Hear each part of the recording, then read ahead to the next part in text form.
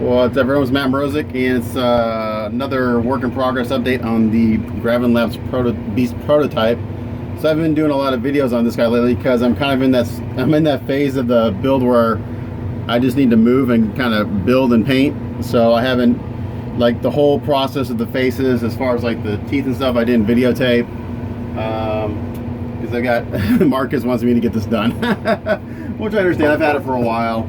And you know, I've been busy, got other projects going on at the same time, so I tend to bite off more than I can chew. So then towards the end of the project, or towards, you know, I understand people want to get, especially prototypes, they need to get them done and get them in production. So I've been hitting them pretty hardcore the past few days. I posted photos of the finished faces, and these look freaking phenomenal. Went in there and dirtied up his teeth. We did red gums, and I went in there and highlighted it with some pink, so they got some nice shading to them. Shaded the lips a little bit there, so they go from like the light blue to the dark blue into the gums. The hair, I had done it once and sent it to Marcus, and he wanted a little darker, so I went in and darkened it just a little bit more, and he was correct on that judgment. It looks much better. So it starts dark around the hairline and then kind of fades back to a lighter blue, and then we got some nice bright highlights just on the tips. So I'll replicate some of this on the body, not a whole lot, because if you look at the pictures of Beast, the only spot that it really kind of has like a dark blue is around the face. So so we're gonna go in and I'm gonna add some highlights and a little more shading to the Beast himself. I'm working on getting the Beast body touched up, because after if you watch the previous videos, when I glued them together, I had a lot of ooze out of epoxy, more than I anticipated. And I had to do, the legs didn't line up right after, anyway, assembling was tricky, and I'll kind of talk about that here in a minute. So there's that head, the kind of smirking, smiling face. Super happy with that. It looks really, really amazing. And I like my new bottom of the spray booth because I can sticks in here. Here is my favorite face. Kind of pissed off. So the eyes have been gloss coated. You can kind of see there. They got a nice sheen to them. Gloss coated the teeth and the tongue. Again, same thing there. We dirtied up the teeth a little bit, gave some shading. So it kind of goes from a dingy, you know, dirty teeth to a nice bright white at the tips. Same thing here. Just went in and I'll explain what I did for the hair. Basically, I went in with a dark Vallejo blue. They kind of same color family as the Beast. And with a brush, I just kind of lightly brushed it on. I filled my paint with a brush. I took most of it off, and I basically just went in there and kind of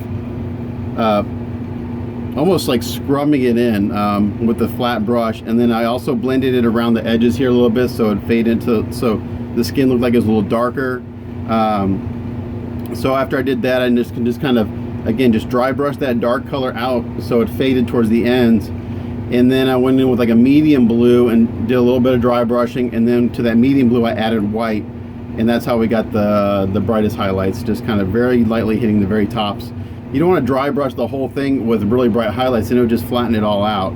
So just hitting the tips, the really high spots on the back of the hair and stuff like that. So these took me a little while. The teeth took me a while because it's all hand painted between, it's a combination of paints and pigments, and just I do kind of like a wet on wet technique. So I'll paint like the base coat with like an aged bone, which is like a dark gray, and then I'll go in there and I added like a wash, and I just kept doing it wet on wet, and it kind of helps blend things together. And then I would always, my brush strokes would always go in the down direction or up direction to kind of mimic the texture of bone. And it may not be showing up in camera here, but when you see it in person, it's there. So these look really phenomenal. So those heads are done. Let me put those to the side. The heads were a big step, actually. For the hands, I went in and I gave them a dark blue wash just so the skin looked a little darker. So you can see there, it kind of brings out the details in the wrinkles and stuff. On these, the nails have been slightly shaded and weathered. These will get a gloss coat in the very, very end. Everyone asks me, like, when I'm doing eyes or nails, like, are you gonna gloss coat? Yes, that's the very last step, because I'm sealing each step in between with a flat coat. So I'll do a step, I'll seal it. I'll do a step, I'll seal it. I'll do a step, seal it. So that way, if you screw up, you can go back and kind of undo something if you mess up in the process. So the trick with this is to save yourself work, is to seal each step with the flat coat, or some sort of satin coat. So the nails will look like that on the feet and the hands. So those have been done. Same thing on this guy and the fists. Again, I went in there with the dark blue wash to kind of darken the skin a little bit. The bottom of the feet will get the same treatment. They haven't been done yet, but it's a real quick thing. Same thing here. So those are done, except for the highlights. The final highlights. And now we're moving on to the beast touch-up. So, as I mentioned before in other videos, when I went to go put the legs in after I painted everything, he wasn't wanting to line up quite the way he did before I did any paint work. So what I had to do was, when I went to epoxy the legs in, before the epoxy was cured, I had to get them up on the base and get everything kind of lined up. And in doing so, I created a couple of little gaps that I went in and I filled in with Aves. I showed that process.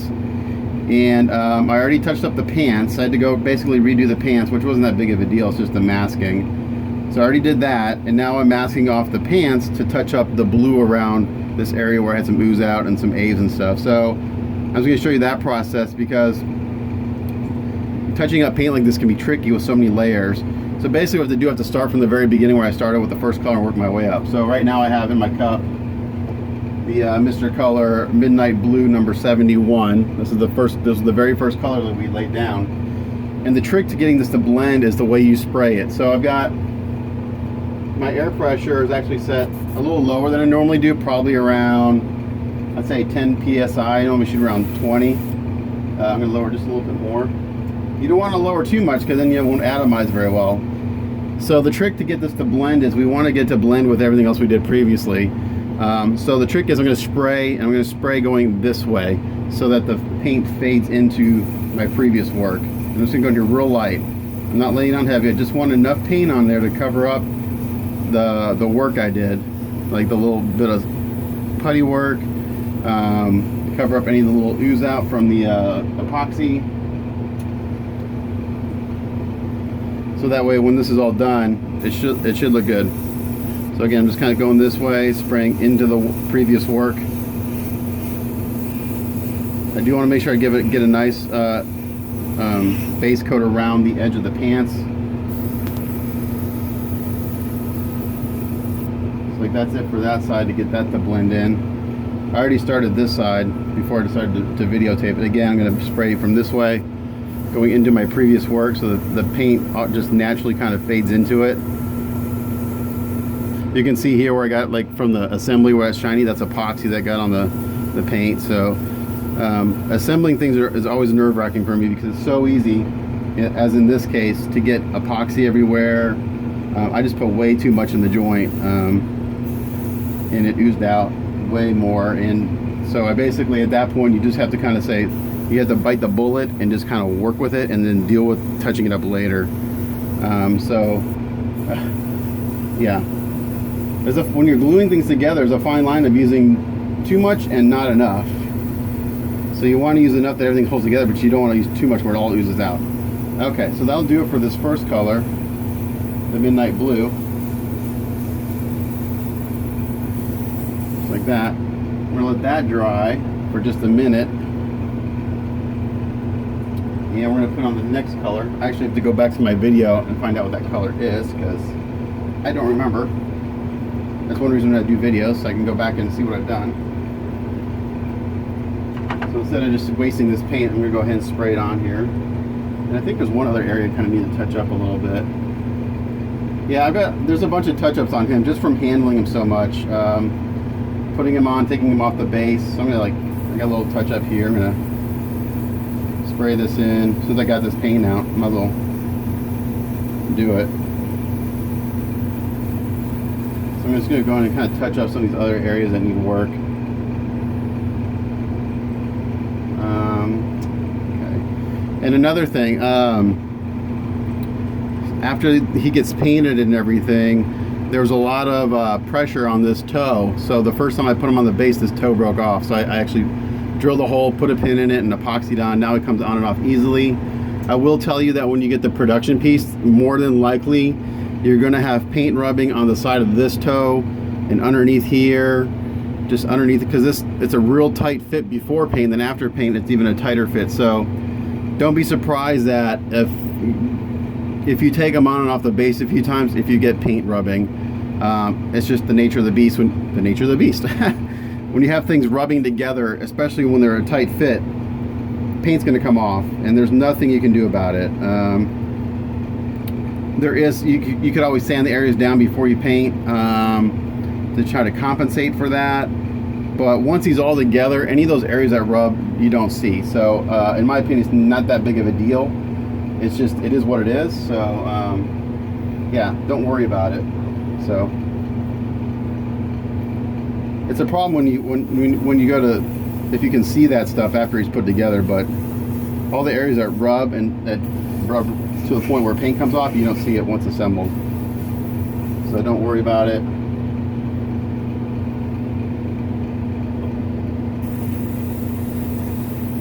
So everyone keeps asking me, where can you get this piece? Well, he's sold out. So as I've mentioned in previous videos, if you follow me on YouTube, that when I do a prototype like this, I do it in trade for one of their kits. You know, if they're producing a kit, I do it in trade for a kit. So like my payment for doing this prototype will be, after production is done, they'll mail me a kit, and that's my kit, that's my payment. So what I'm going to do is, this is what I've decided to do with commissions, and this is kind of off topic, but because I'm getting so much prototype requests, I think what I'm going to do after I finish all the contracts that I have, and I've had a few people bow out of a couple contracts, and I'm not filling those spots simply because I've got too much work. So my thought process is that once I get done with all the contracts that I have commitments to, that's going to be another year or more before I get through all those. I'll have all these kits in my stash from doing all these prototypes. And what I'll probably do is, after I get done with the contracts I have, I'm assuming I'll still be getting prototype requests from people, because it just keeps happening, which I'm more than happy to do, because I like it. I like being the first person to paint something, and I like knowing the fact that people will have a piece that I painted in their collection. So what I'll probably do is take all these prototype kits that I've acquired from doing all this work, paint them up, and then sell them. So don't ask me how much they're going to be or when they're going to be available. It's way down the road. So, but that's probably what I'll do, is I'll probably just finish the contracts I have, paint up any of my personal kits that I have, and sell them, because that's my goal. Is basically, I love painting, and I just want to kind of make a little extra money for my family. Paint them, sell them. I don't have, I would have nowhere to display this beast. He's huge. I do have a place to display. My wife won't let me display him. So yeah, basically I'll kind of paint spec pieces. Okay, so I'm gonna let this dry, and I'm gonna come back and spray the next color. All right, so now what I have in my airbrush is the second color we sprayed, which is Mr. Color number 34, Sky Blue. Same concept as before. You're gonna spray into your previous work, and here we're just gonna hit the highlights. Here's the high areas. Just like this, just real light.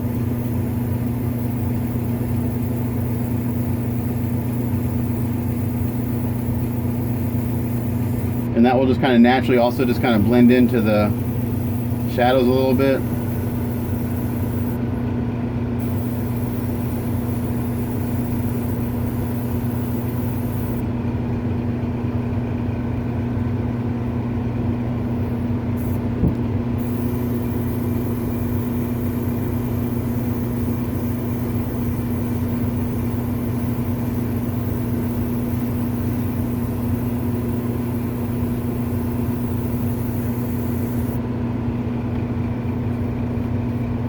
He's kind of cumbersome when he's all together. He's just an odd, the way he's posed is an odd shape. It's also tricky to get in to all these areas with the airbrush. This is why I didn't assemble them before I painted, because I knew getting to all these areas would have been tricky.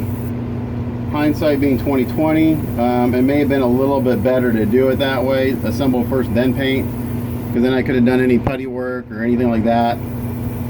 You know, if I had any ooze out, it wouldn't have been an issue. So you kind of learn. I think when I paint up mine some time down the pipeline, I'll probably assemble them first, and then or just assemble them a different way. Make sure that everything lines up. I thought everything lined up really, really well before I started painting, but obviously once I got to the actual part of assembling him after painting the fur, it didn't work so well. Not that it didn't work, it just didn't work as well as I thought it would be. So you can see here I'm blending this color up into this other color from before, and just softening that edge so it's a smooth blend.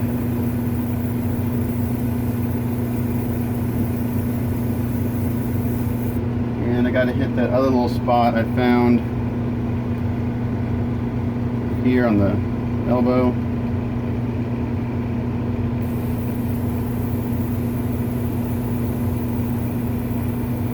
Yeah, there's a couple areas I need to come in and touch up.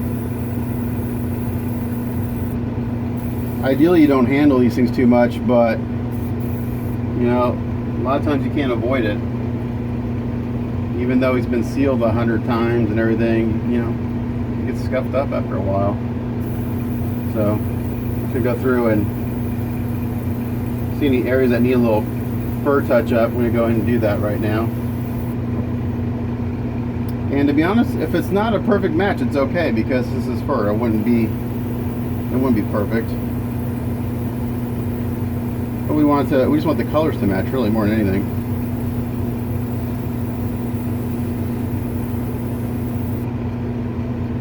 So by the time I'm done with this, any areas that I spotted in or blended, you unless I point them out to you, you won't be able to tell. It's kind of like the Wolverine I just did. I had to spot in the neck, and that was tricky on him. It was a tight spot.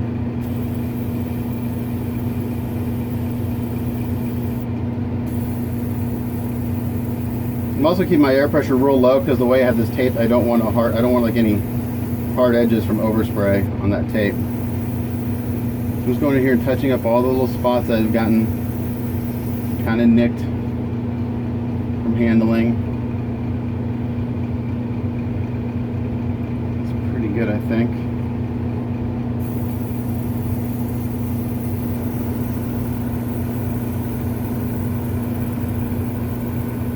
I'm not wearing a mask right now because my air pressure is real low, and I also have this secondary fan that I installed last weekend. That took up a whole day last weekend, so I lost a day's worth of work on projects, but it's something I've been needing to do, and so I needed to get it done.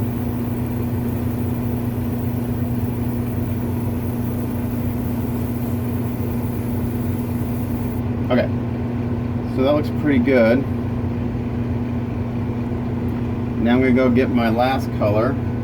Again, I have to look at my video to see what color that was. And then that should be it for the spotting in, and then we'll give we'll seal them. Okay, so just like we did when we first sprayed this, the next color in there in the brush is your color number 323 Sky Blue. This is what we used for the brightest highlight. And the same process, we're going to spray into our previous work.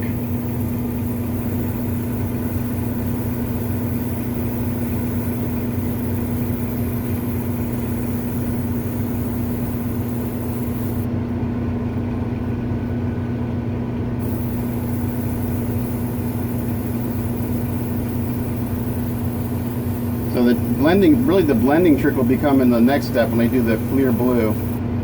That's what got everything this really nice deep blue tone to it.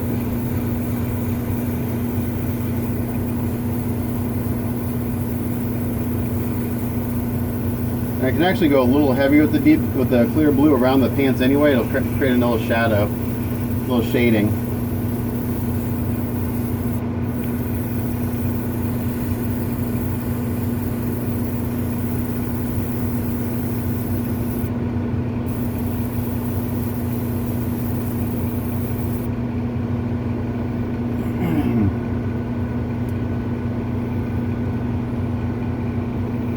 Don't need a whole lot of this color.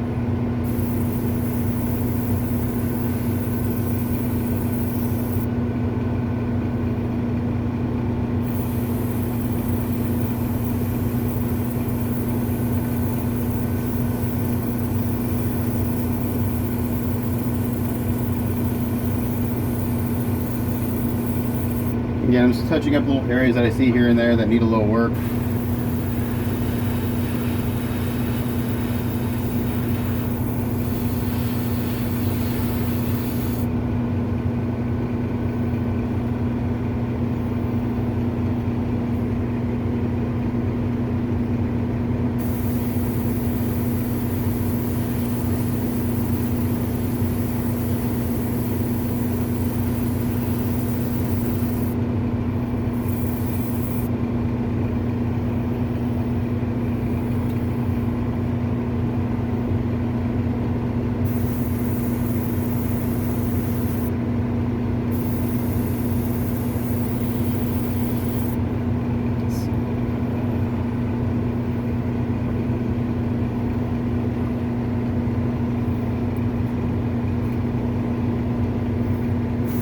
The problem is that there's no good way to put this guy down except for on the base. So that's why it gets scuffed up, because even if I put him on a towel or something, it's hard to put him down except for on the base. He's such an odd shape.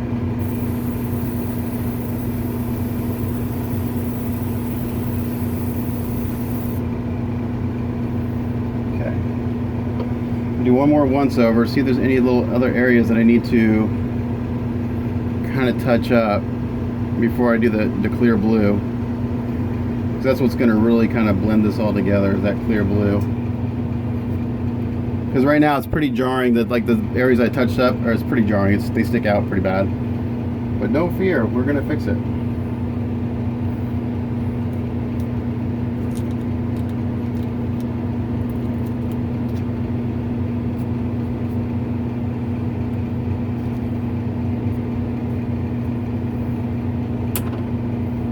Pull this tape back a little bit right here, and then in the very, very end, before final pictures, if there's any little other areas, I'll go in with just with the paintbrush and some glue that matches, and just go in and touch up any little spots. Always touch-ups to do. Okay, I think that looks pretty good. So now I got to go in with the deep clear blue and touch up, kind of blend all that in now. So we'll come back when that's in the brush. Okay, so the final color, and this should blend everything together, is Mr. Color GX103 Deep Clear Blue. So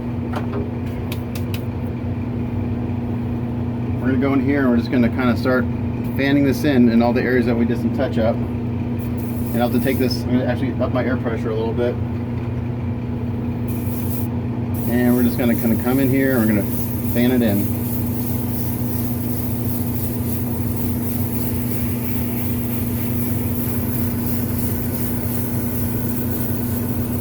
And you can see right there on that leg, it's already starting to work. I'm going to concentrate around the pants, since that's where we have the majority of the paint from our touch-up.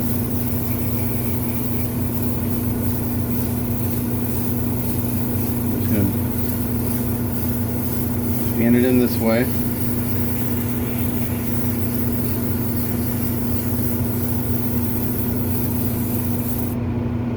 And already that area right there looks pretty good.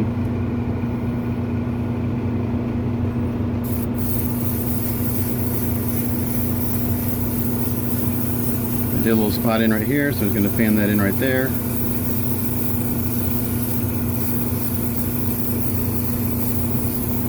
I did a little spot on the foot here.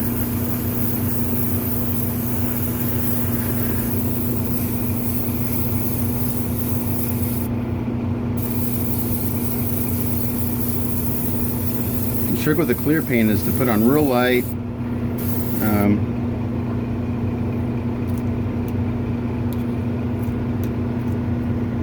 I saw another spot I got to touch up. I'm going to try to do that with a brush.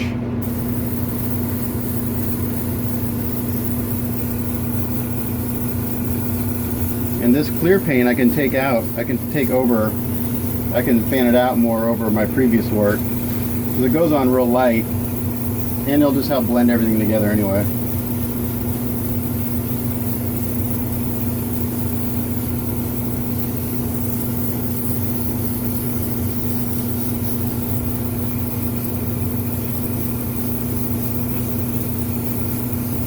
So I can just actually go over the whole thing real light. I'll blend it all together.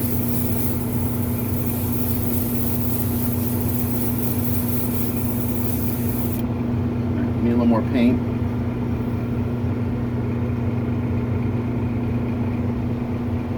I'm actually just going to fill my airbrush because I'll go through this pretty quick.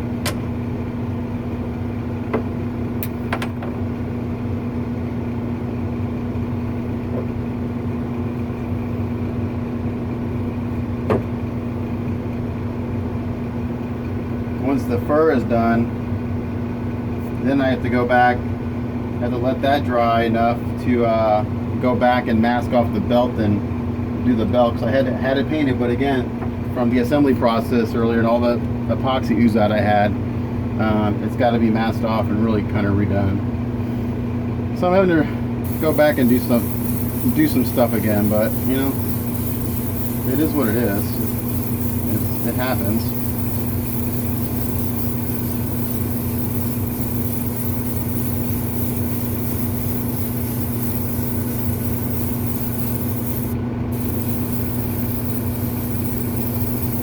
Again, I'm going to concentrate this around the pants, where the pants meet the fur.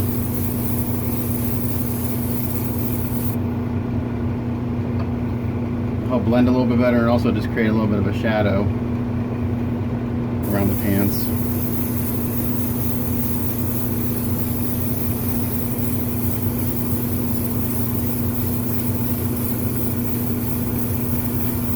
So the next challenge is, once I get this blue sprayed, is how am I going to mount them to spray the sealer. I'm going to see that. I have to see if I can mount them by the neck somehow. I'm not sure if that's possible.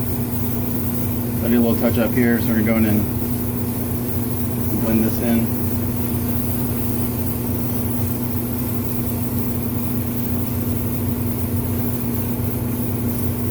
Again, this being fur, if there's a little variation in tones, it's okay. It's not like we're doing skin where it'd be real obvious if there was like a touch up. Skin is extremely hard to be messed up to blend in and touch up. Okay, looking pretty good.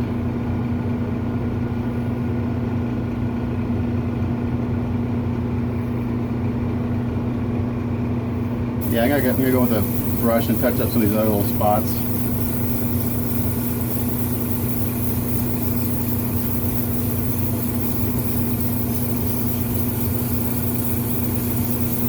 I will go, like I did with the head, I'll darken the fur around the wrists a little bit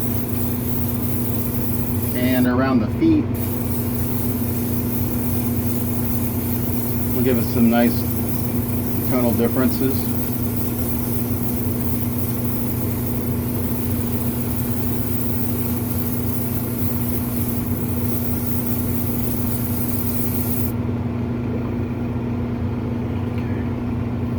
The last spot I gotta get it blending is right here on the chest.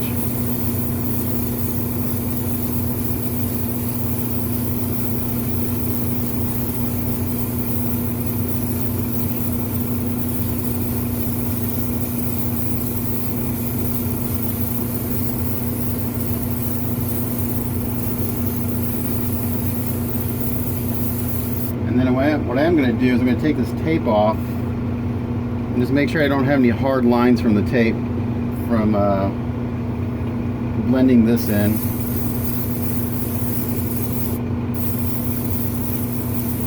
And look at that. So now this all blends in really nicely.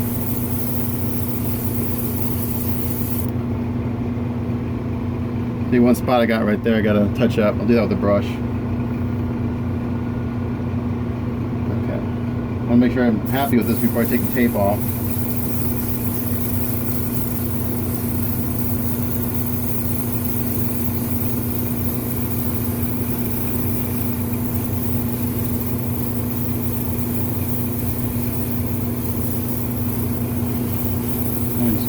Real heavy kind of right here around the pants a little bit. Create a little shadow.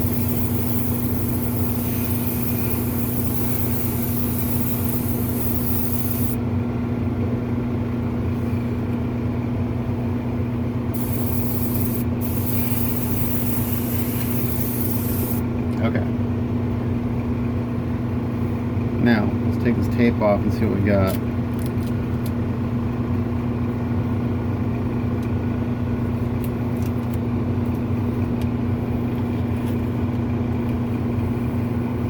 See the freshly painted pants. Did that the other night when I was working on the heads. And take this off.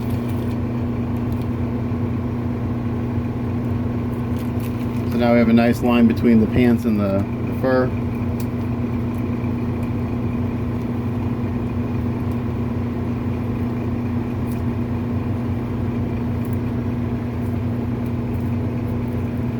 Okay, so it looks good, blended in nicely. That'll work. So now I need to seal this guy with some flat coat. So I need to mask off the belt and get that blended in again. And I really should wait for this paint to dry. So I'm just thinking out loud here what I need to do. The only spot I really need to touch up is like right there and down here on the bottom. I may be able to get away just masking this bottom edge and very lightly. Yeah, I think that's what I'll do. I'll mask the bottom edge. I'll use silly putty up here around the fur. I'll go in real light with the airbrush and blend that in. But I'm gonna let this dry for a little bit first. Yeah, there's nowhere to hold this guy after you've. What if I could put him in here?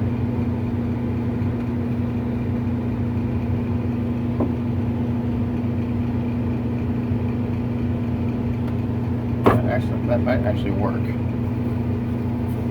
So I got this new pegboard in the bottom of my booth, and this peg fits in there just perfectly. What I don't want to do is break that peg off in the bottom of the foot, but I could. I'm gonna figure out a way to mount them in here so I can seal this and let it dry for a while. So I'll be back. Okay, so I think and it's just enough to keep them propped up and putting too much strain on that peg. So I'm gonna go ahead and seal this with the Krylon flat, and then we'll let him dry. While he dries, we'll work on the base, get that going a little bit more. So I'm gonna seal this, and we'll be at the bench for the base. Okay, so here we are with the base. So I don't think I've done since last time you guys saw this was I base coated all the rock in black, and I actually bought some different acrylic paints. I thought I'd try them. They're on sale at Hobby Lobby, and I know a lot of guys have been using these, the Liquitex, and this is the basic line. This is their cheaper line of acrylic paints. They have another one. I can't remember what it's called, but it's a higher grade of acrylic. Probably means it has more pigment in it. This brushed on really well. It dries to kind of a semi-gloss finish, which is fine because we're going to flat coat this in the end. And it took it a long time to dry, to be honest. But I did put this on here straight, and I put it on thick. So I'm just going to dust this off because this has been sitting over here for a while. And so what I'm going to do is I'm going to get the rock knocked out first, and then I'll go in and do the weathering and stuff on the hand. Now on the hand, we're not doing a ton of weathering. We're gonna I'm gonna paint in some of the scratches where this is like scuffed up a little bit. Marcus sent me a reference of another Sentinel hand where Rogue's standing on it, and where you'll see most of the weathering on the hand is probably around the base where it hits the rock. So I'll go after I get the rock done. I'll go in with some flat coat. I'll just hit little spots so I can do some pastel work. I'm going to hand paint the rest of the metallics in here with the Vallejo metal colors. I've also painted the lens. This has gone through like 3 iterations. The first one was just a purple ring, and then we masked off, and I did a different color purple, slightly lighter, but then we decided Marcus wanted a metal ring on the inside. And before I did all that, I gloss coated it with my acrylic polyurethane automotive clear coat. Now this looks like glass. You can actually see through it like it's glass. So, but I am going to go in here and probably dirty this up a little bit. I'm not sure how I'm going to do that yet. Also, I got the LED light in that Marcus recommended. I did a video of this earlier, but I can find the remote over here somewhere. Where'd it go? Where'd the remote go? Hold on, guys. I gotta find the remote. I just saw it a little while ago. Oh, there it is. Okay. So here's the LED light that was recommended. Now, Marcus said that you can get this to strobe on one color only. I don't think this particular model will do that. I can flash it, but it flashes between the different colors. So I go to white and hit strobe. Oh, there we go. So the trick is you have to hit strobe, not flash. So if I go to orange and then hit strobe.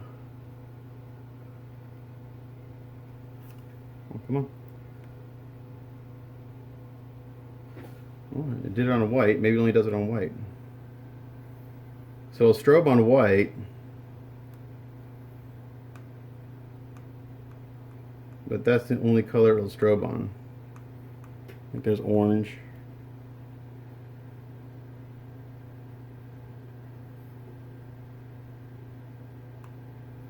Okay, it'll strobe on red. It'll strobe on green. It'll strobe on blue. And it'll strobe on white. It will not strobe on any other variations of that. Which kind of makes sense because the way this is working is there's a red, green, and blue LED in each light, and it turns those on in different intensities to make different colors. So that makes sense that it won't strobe on all these other colors, but it will strobe on white, which is pretty cool. Oh, I can increase the strobe, you can reduce the amount of strobe.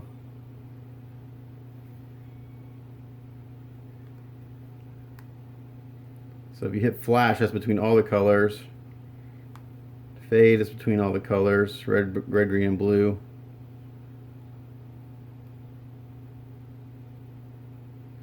So if you want it to kind of look like he's out of commission, you can put on white and strobe it. It's pretty cool. So there you go. There's the LED unit. All right, let's turn that off. Okay, so what we're going to do now is we're going to start painting the stone a gray color. And we're going to do mostly this with like dry brushing. So knowing that the Liquitex is kind of like a dry or a gloss kind of paint, I'm going to probably stick with Vallejo acrylic.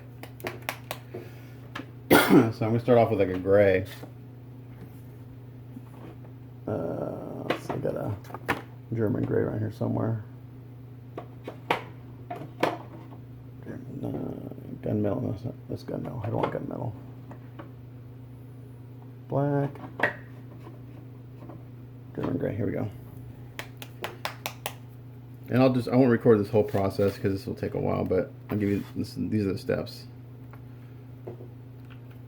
So I got some of the German gray here on my plate. You get a nice big brush, soft brush, paper towel.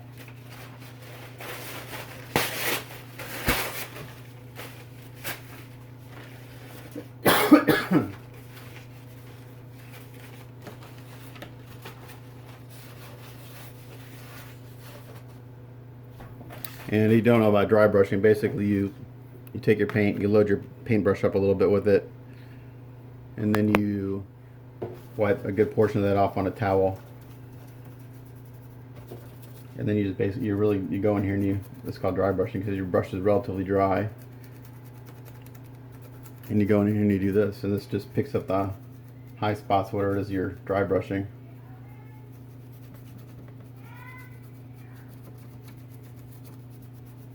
And right now you can't see a whole lot because this German gray is pretty damn near close to the black, but it's okay because we're going to build this up slowly.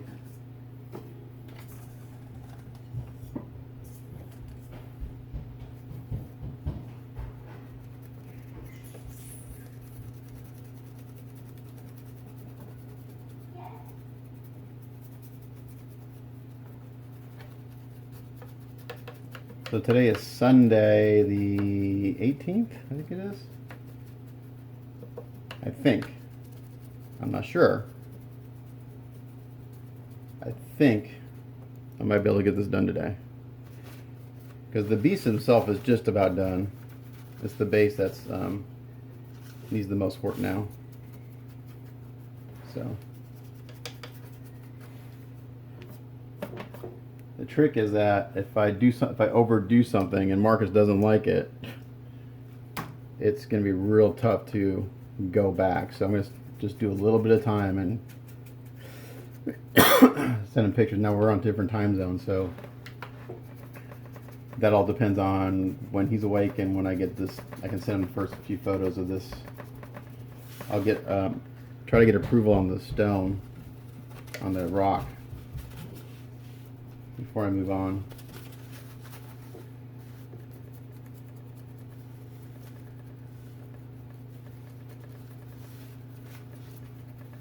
Okay, so I think you get the idea of that process. I'll do that and I'll come back.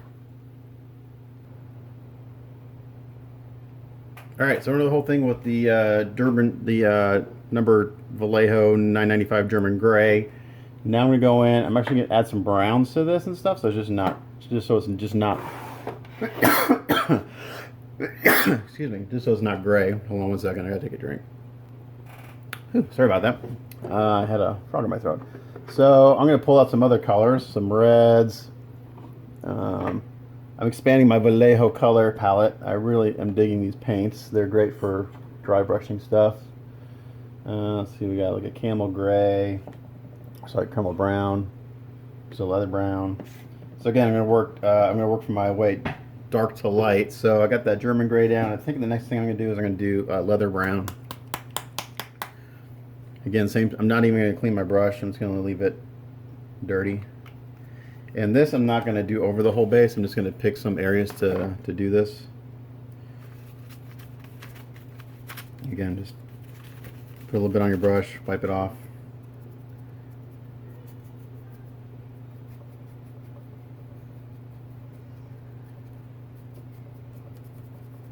And I'm just going to go in here and pick out some areas.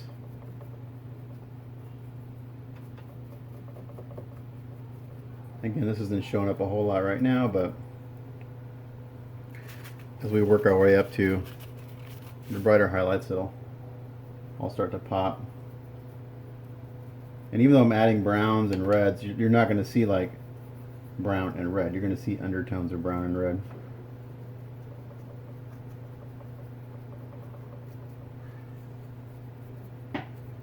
The tricky part is I want to flat coat this rock and keep the hand this kind of semi-gloss, so I'll have to either sleeve putty around the hand, or I'll just go in maybe with a piece of paper as I spray around the base of the hand,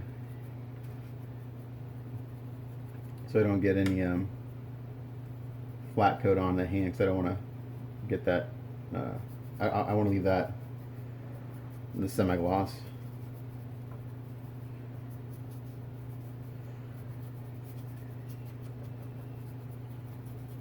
I'm not sure if that's showing up in camera. Yeah, it's actually showing up pretty good.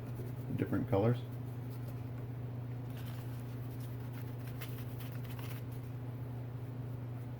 Oh, also when I had the dark German gray, I actually went into the cracks a little bit and got some down in there just so the cracks weren't completely black. So I kind of dry brushed the cracks a little bit too.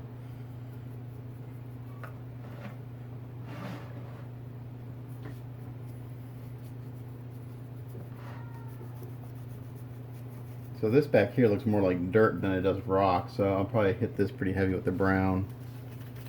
Kind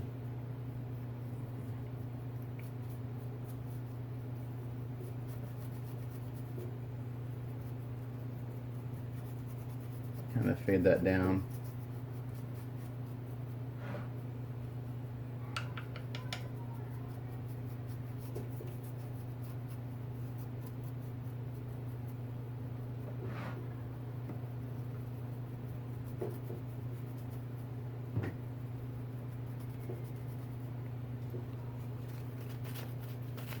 This will be a long video, guys. We're already at like 45 minutes, so if you don't mind, if you like long videos, this will be a good one, because this is going to have a lot of stuff in it. as far as related to the base. And kind of getting the beast touched up and getting him finalized. Again, I'm not doing the whole, not putting brown over everywhere, just kind of just here and there. At least this brown. Then we'll go back in with the other brown and again pick out some areas.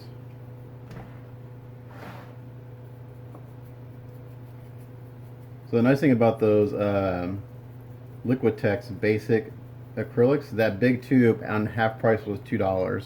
A bottle of Vallejo this big is like $3 or $4. So you get a crap load of paint. The pigment's is pretty high. It just dries to this glossy finish, and it took it a while to dry. Again, I put it on straight from the bottle, so now you're having to dry it. You know, get all the pigments or all the solvents to dry before the pigments are on the base. But it seems like it's pretty good paint. I'm scrubbing pretty hard, and I did not seal the black before I did this step, and it's not coming off or anything. So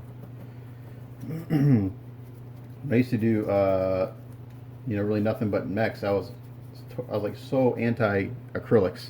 So all I heard were acrylics were really weak. In particular Tamiya acrylics. Now a lot of guys use Tamiya, a lot of armor guys use Tamiya acrylics, but they're not handling the models, you know, as much as, you know, figure painter is or a mech painter is. Basically, they build the whole damn thing, they paint it, and then they go in and start doing weathering. They really are, I don't build armor, but I don't think they like build in sub-assemblies. Okay, so that looks pretty good for that color. That was the leather brown. I'm going to come in with this. This is German camel medium brown, and this is just a slightly brighter toner brown. Actually, it's got a little yellow in it, right there. Again, not even gonna clean my brush. Just gonna go right there. Come in, and basically all the areas that I didn't hit with this color, I'm gonna just kind of go in and blend back in to the color I just did.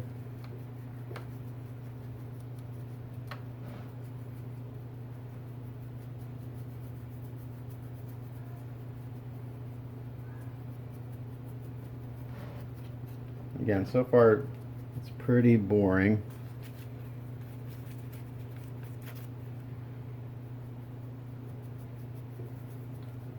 But I'll probably should go in here and airbrush some colors on top of this very lightly.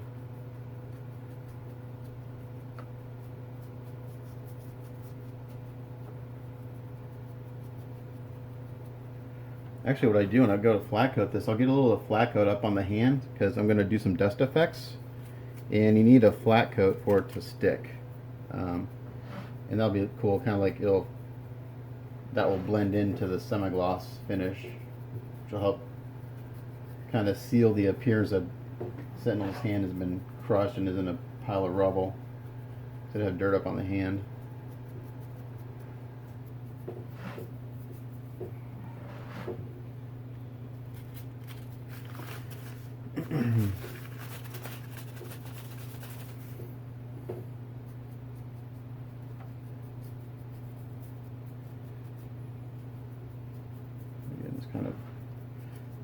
I love this. I love doing this. I love doing bases, especially this kind of base. After I get done with all the mechanical, it's just kind of a really free-flowing, kind of just go with the flow technique. There's no really rhyme. There is a rhyme and a reason, but I'm just kind of. I'm really not thinking of what I'm doing. I'm just kind of thinking, just kind of going with what feels right at that particular moment, as far as like what I should do.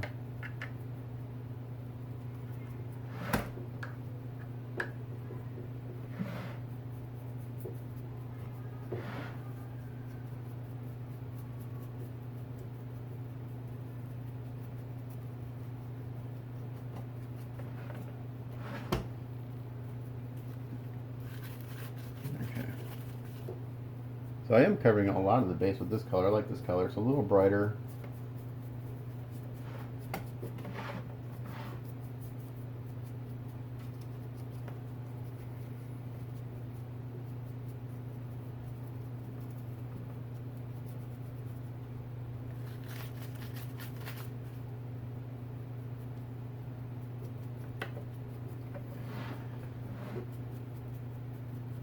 So when I do bases, like a Hellboy base, from start to finish takes me about, I've done enough of them, 2 to 3 hours. And that's because I've done enough. I know exactly what I'm doing. It's just picking colors. This one, well, the Sentinel hand is a big portion of that. Took a long time for all that masking, but the rock will take me a couple hours. Once I'm happy with the rock, then I'll go in and I'll start hand painting some of the other metallics in the gears and stuff with the fingers. And once that's done, then I can start the weathering process. And I don't think the weathering will take too long, so we're not going to go crazy with it.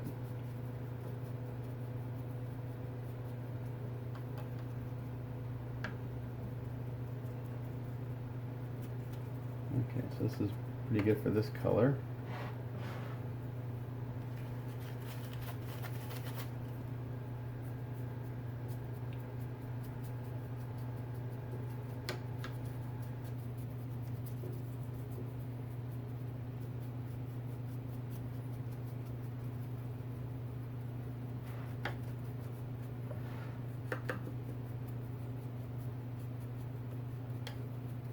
The trick is when you're using browns on this type of stuff is to make it not look like a big pile of poop. At Alpha 3 Captain America I did when I was first doing the base, it literally looked like a big pile of shit. Partially because of the way it's sculpted, and then just the colors I had started using, like, this literally looks like shit. So again, these are just undertones for the next several steps on getting this to look interesting.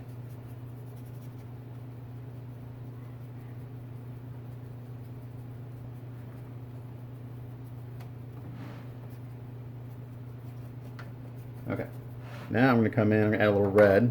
This is from the Game Color Dark Flesh Tone, actually.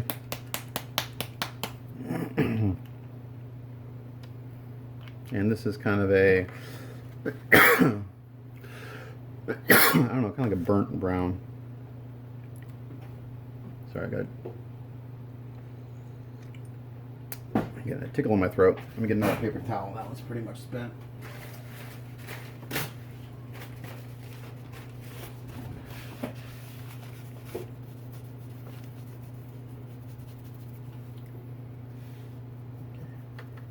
Again, this is just going to add another layer of tone. Go into cracks every once in a while, just so it doesn't look completely black down there.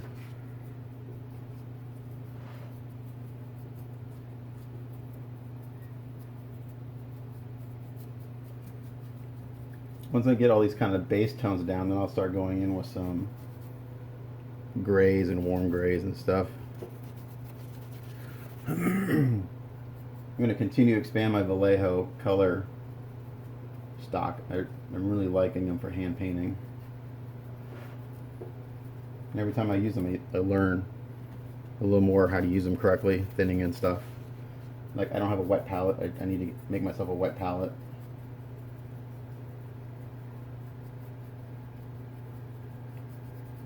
There's a figure painter.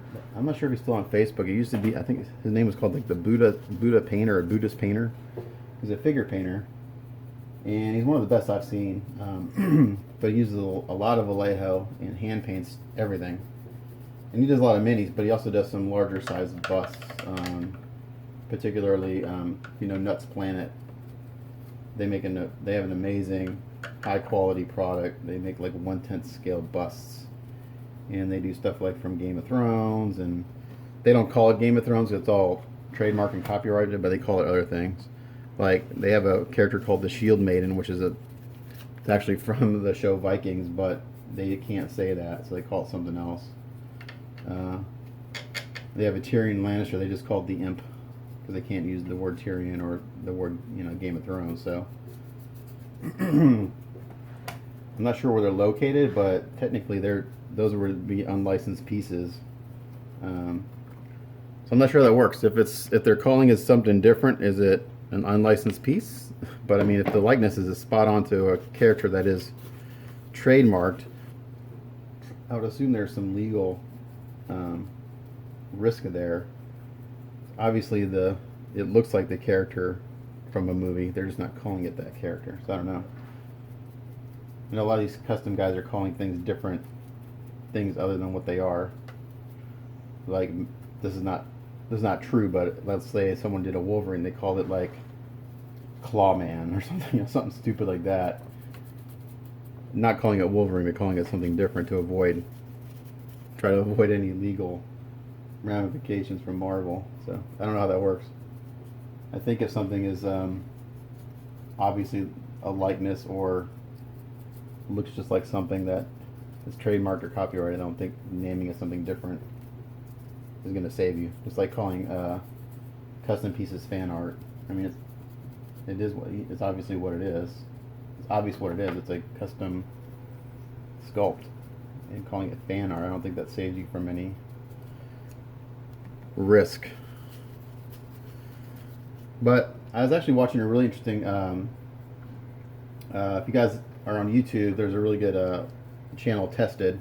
That's Adam Savage from Mythbusters and a couple other guys, and they actually just did one of their podcasts on unlicensed work or licensed work, and Adam Savage had some good points as far as like, you know, don't feel like, I don't want to put words in his mouth, but basically like, look, if you're going to make something and you're going to make 30 of them or 20 to 40 pieces of something, you know, Marvel is not going to come after you.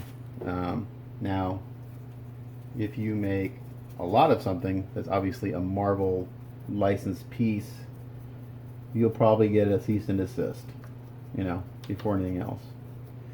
Now, he did mention like companies like Mattel, like they protect their Barbie IP vehemently. I mean, they will go after anyone that tries to do anything that's even remotely related to Barbie or use that name. He's even saying that like even LucasArts to a certain point they don't go after artists who are doing a fan piece, or you know, they're producing something that's, you know, a 30 run or a 20 run, because first of all, they're not making really any money off that many pieces. Maybe they're, well, like the custom guys, they're producing enough to cover their expenses and maybe, you know, fund the next project. So they're not really making money on them. And he's even mentioned that in the more recent years, even though since Disney has taken over Star Wars, they've actually been pretty supportive of people who cosplay or make armor, Star Wars armor or things like that, in providing them information on accuracy and references like that and stuff like that. They're not advocating like going out and selling it, but like they're not going after people for doing it to a certain extent. So it's an interesting topic, you know. It's like, so that whole thing was Sideshow. It's like from what I understand now, it's not Sideshow that's going after the custom industry. It's their licensors. Their licensors are saying, like, hey, look, you have licenses with us. Why are you supporting other artists that are doing custom or unlicensed pieces? That's why, if you watch my video, that's why Sideshow decided not to work with me in the end, because of all my custom work. And as anticipated, I replied to their email, and I've never heard back from them, so I don't ever expect to hear back from them again, which is fine. But yeah, they're distancing themselves from artists. But now the funny thing is, they do, a lot of their artists there that work at Sideshow started in the custom world. Some of their sculptors, a lot of their painters. I'm sure a lot of their painters and sculptors own pieces that are unlicensed, you know, maybe before they started working there. But that's interesting. So it's an interesting topic. I mean, I get it. Companies spend a lot of money on their IP and stuff. Okay, so that's looking pretty good right there. So I'm happy. This is kind of like the mid-tone right here for everything. Okay, now I'm going to do is I'm going to come in with my airbrush. And I'm going to randomly spray some areas with some other tones. Let me put all this back for now.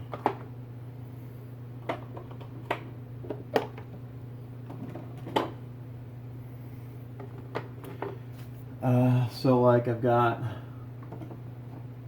this aged bone from GarageKits.us. It's actually a really good color for stone. Now I'm going to put this on here super light because I don't want to cover up the work I've done.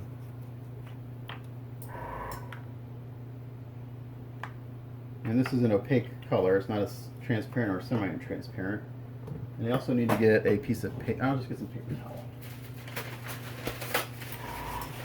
So to avoid getting paint on the hand, we're going to do a down and dirty kind of.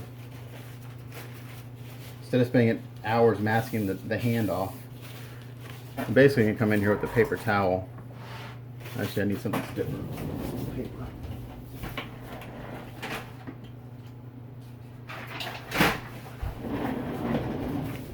Let's see how's my battery doing. And I'm just going to basically hold it in place to kind of block getting paint on the hand. Let's see. So hopefully you can see what I'm doing here.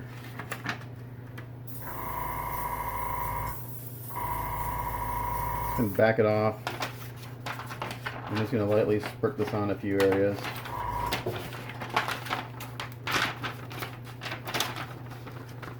Get up in there. Again, real light, so I don't want to cover up all that dry brushing I did.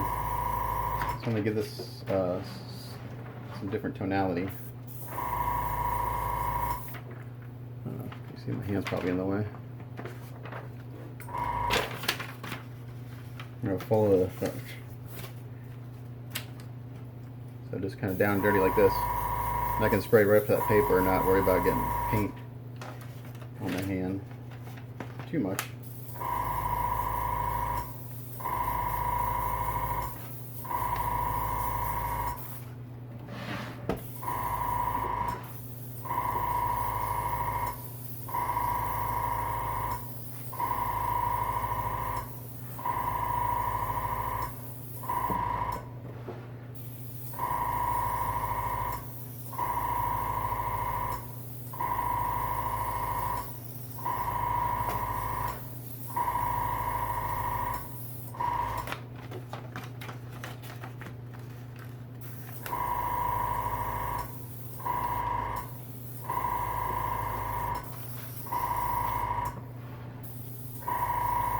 I'm going to start bringing this up to more like of a stone, rock tone.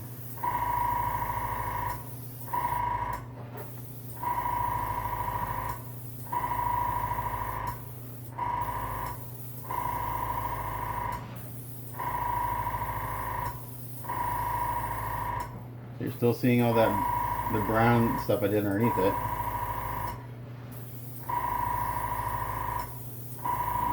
Again, I go a lot back and forth. Bring it up, bring it down, bring it up, bring it down. But again, I say this all the time, it's how we get a lot of depth. Okay, so that's looking pretty good. Again, we just want to put a little bit of this on. Can't tell. There we go. Sorry about that, my battery died. So anyway, I went through and I did that natural bone, or the aged bone.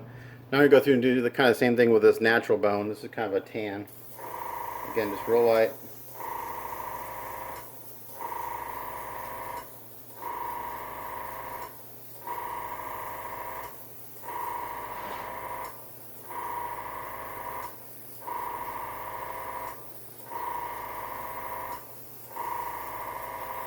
Kind of concentrating on the tops of some of these rocks.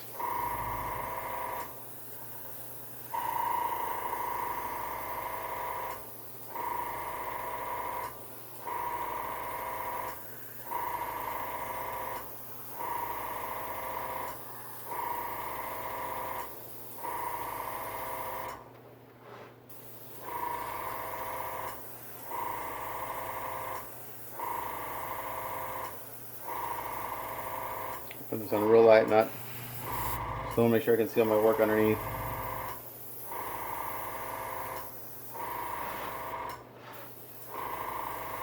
And I'm just kind of hitting the centers and the tops of some of these.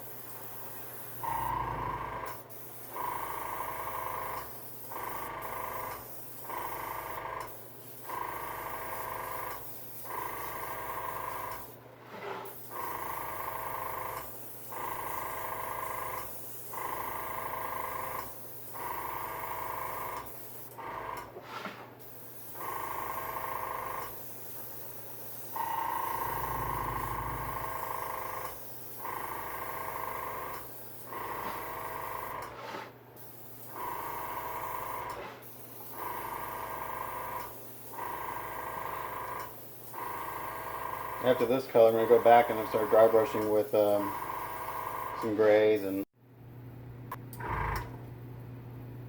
alright, my phone stopped recording again for some reason. Let's see why that is.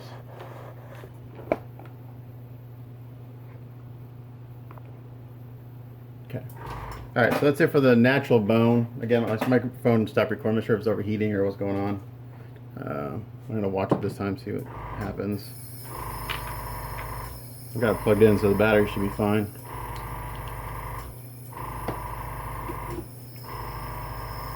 Clean out my airbrush.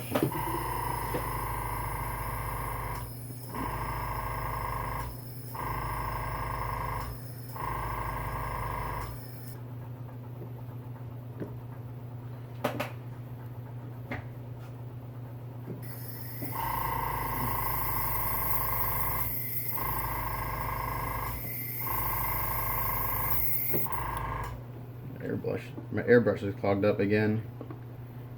You talked about, Jesse, how to clean the paints out of your airbrush, because nothing I use works.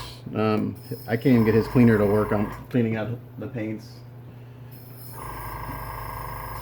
Straight or diluted. Now my airbrush is all clogged up, so I'll have to take that apart. Okay, so I'm going to put that to the side for now. Turn this off. And now we're going to go in with some some medium grays and some light grays and start bringing up the highlights. So I'm going to go back to, actually I'm just going to get black and white out and mix up a kind of a grayish, not a medium gray, but I want to do like a, yeah, maybe a medium gray.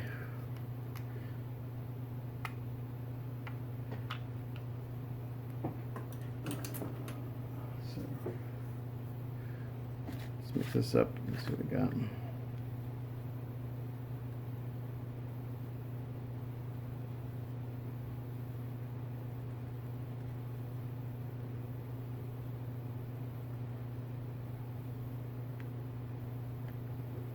All right, so we got like a middle tone gray right here.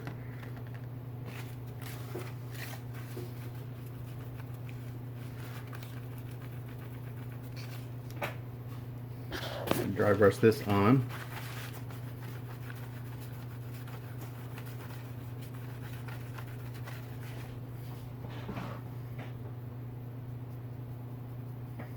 So again, this is going to bring this down just a little bit, but basically I wanted to do all those first steps kind of as all the undertones for the rock color of the rock.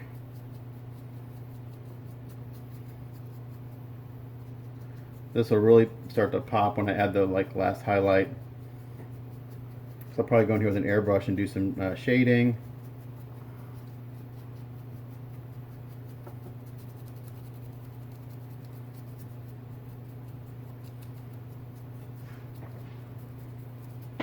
And we're still recording. No.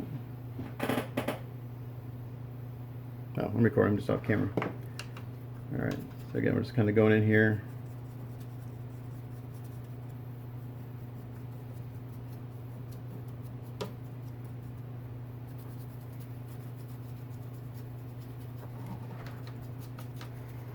Still pretty flat. Nothing too exciting yet.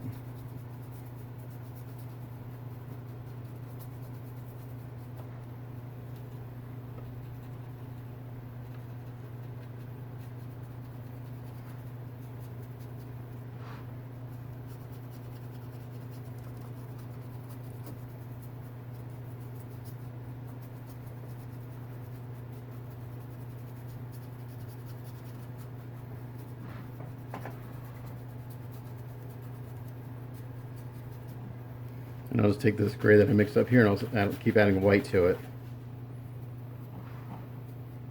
Unless it dries out and I'll have to mix up some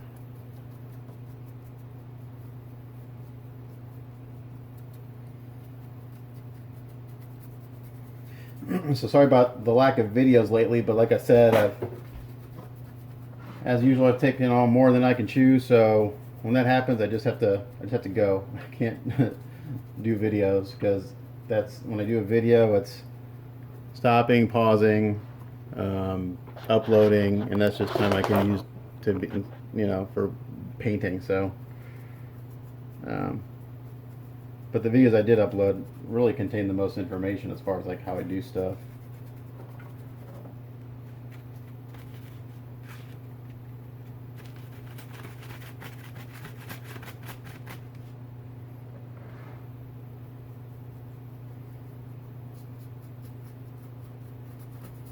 Man, if I did this full time, if I could make enough money, if I could make a living doing this, it'd be great, because I could have a schedule where certain days are like video does. I spend like 1 day a week just uploading videos, and I could record everything during the week, and then Tuesday could be like video update day, and just upload all the stuff I did over the previous week.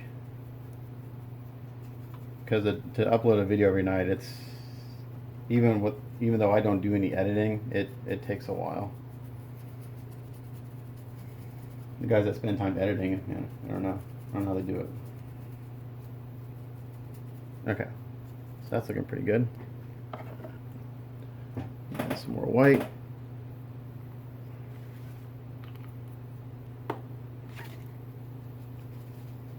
Just gonna bring this gray up another level.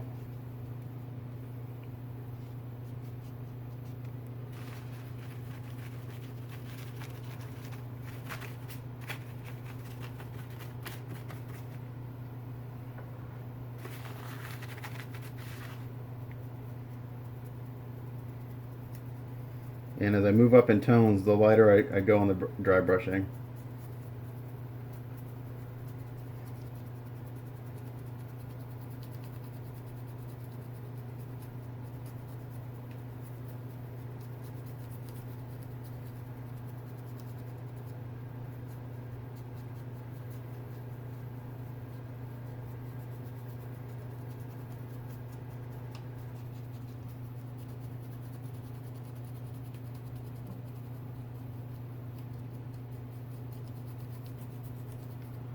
And hopefully Marcus is around. I'm not sure what time it is where he lives, but he can approve this before I move on to the next step of the base, which will be all the hand painting of the metallics. Extra, detail painting. Which isn't too much. I'm going to pick out a few gears and the mechanical bits of the fingers. I did all the hand painting in here already. All those little details.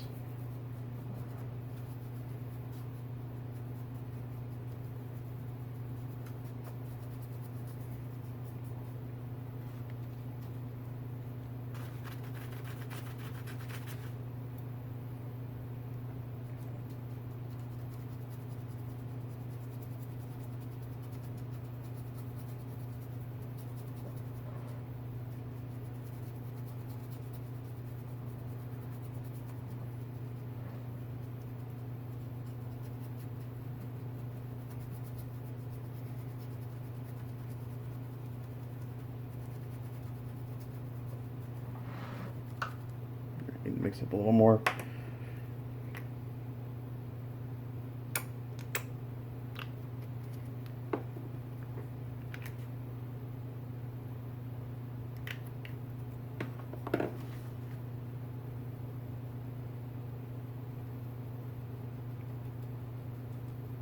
Too much black.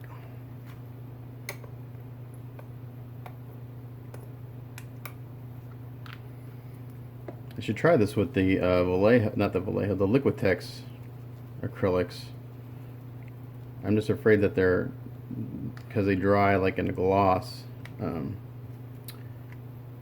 it's not gonna respond the way I want it to respond to dry brushing.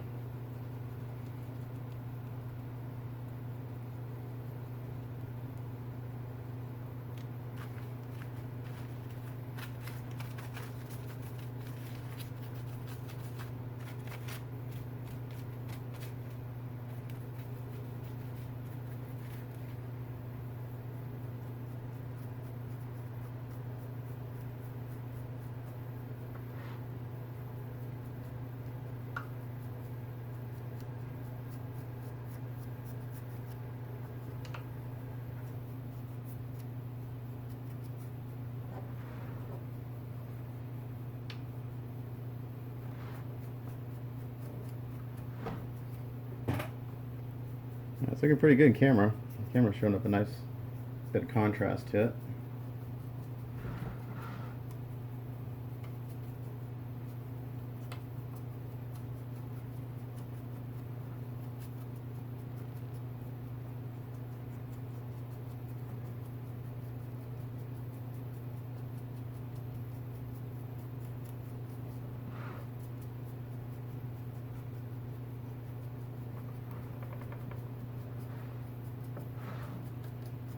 From here, I'm going to add a little more white.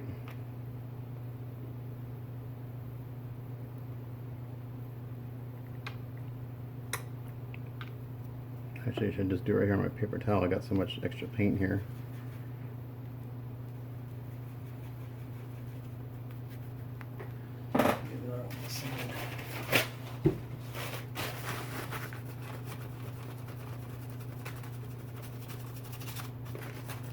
Just going to work our way up to pure white.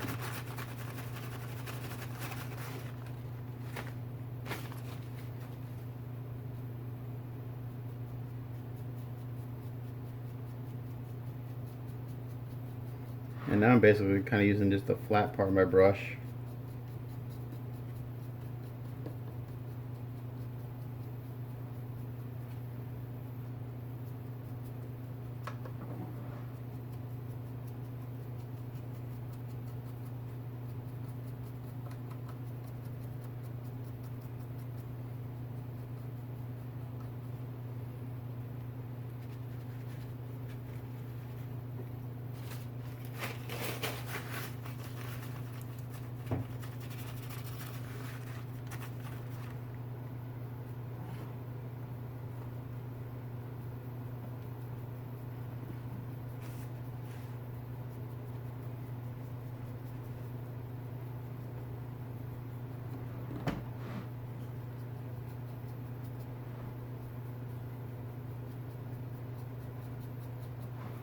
And when I come in with a pure white, I'll just do the very, very tops of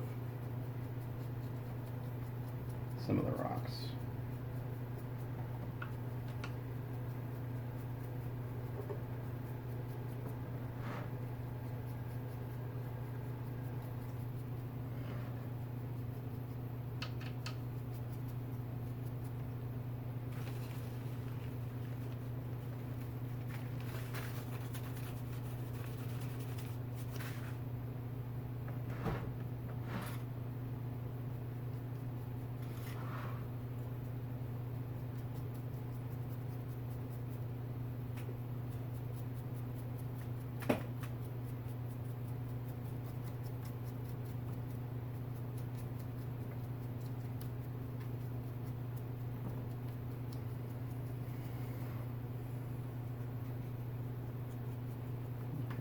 Looking pretty good. Now we're starting to look like something.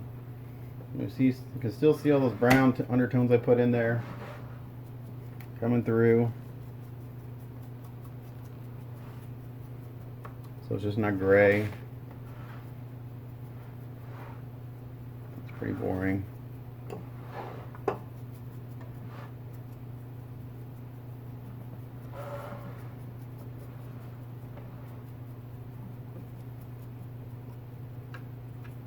Okay, now I'm going to come in with just some white.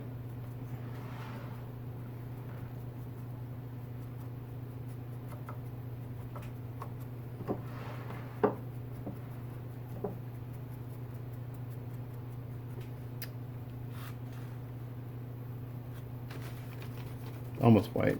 Let's take a little bit off of there, and it's,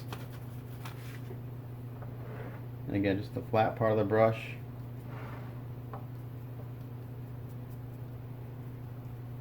Really just hitting the high spots.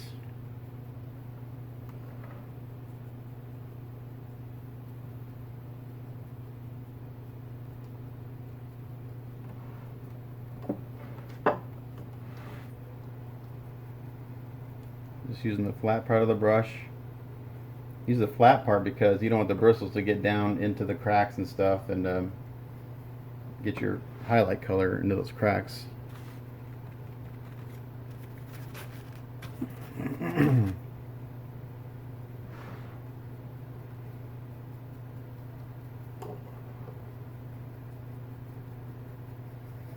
So when I flat coat this, I'm actually going to use, I'm not going to use Krylon, I want to use my airbrush. I'm going to use the Ammo MIG flat, they call it a varnish. I'm not sure what they call it, a varnish. It's a top coat. But I can get it with my airbrush and control it. And I'm gonna get a little bit of flat coat up on the hand. So when I go in and do like the dust effects with the pigments, they'll stick to the hand.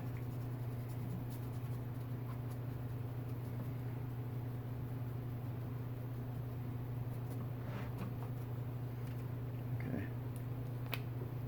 Now I'm going to go straight to white, no gray whatsoever.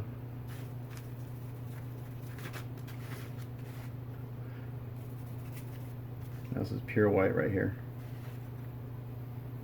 But when it dries down, it'll look gray because it's got all those other tones underneath it. So it looks like a really bright gray. Now this is where we start to really see some shapes and stuff in the surface.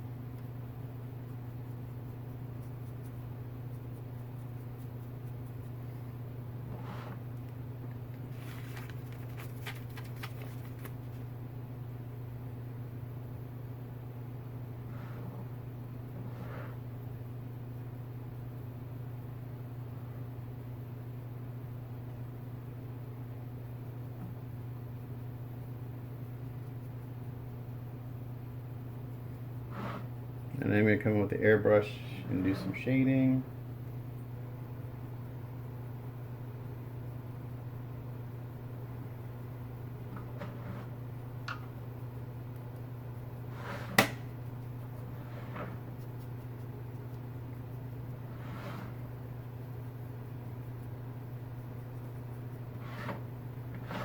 Okay, it's looking pretty good.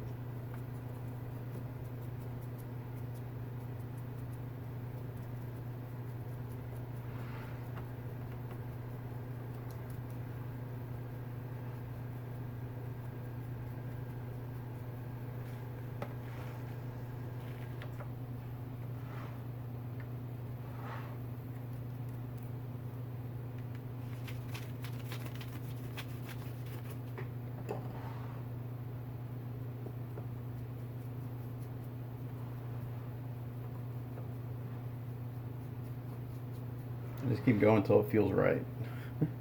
Can't really explain when I stop, but I stop when I think it looks right.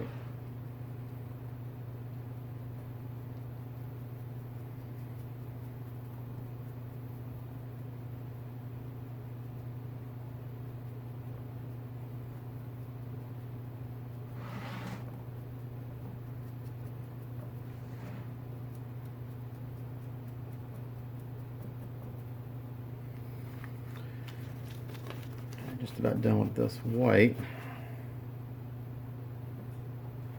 Oops, got a little too much there.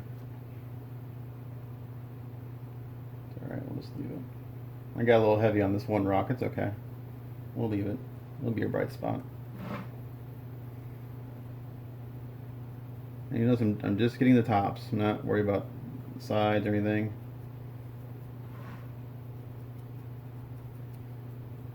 Actually, I kind of like the way that little happy mistake happens. So I'm going to go in here and just kind of pick out a few rocks to brighten up a little bit more than others.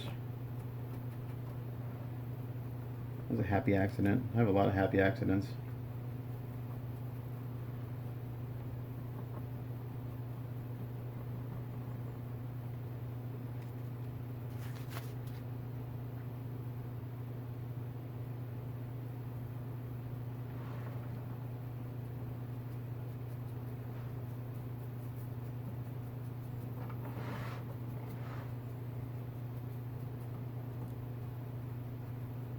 Okay.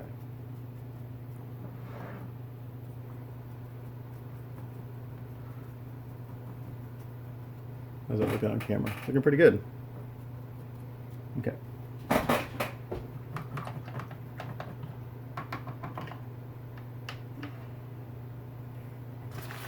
And now I'm going to go in .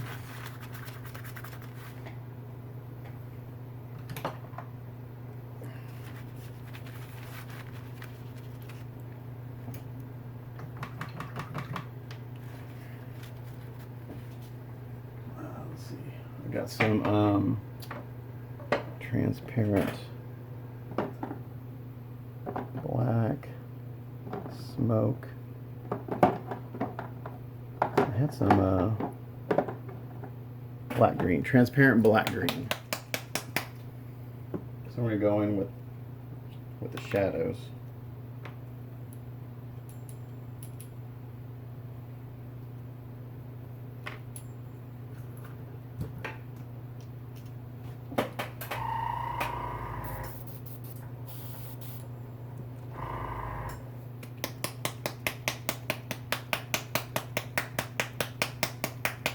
I'm not sure if there's a ball in here or not. I don't think there is since it's a transparent color.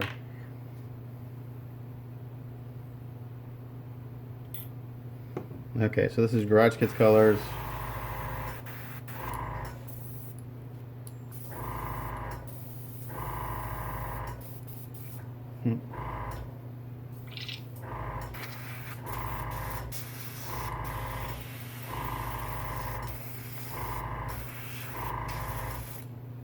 So we got this airbrush to work. This is the Extreme Patriot Badger, which I'm not a real big fan of, but that's what I have by my bench right now.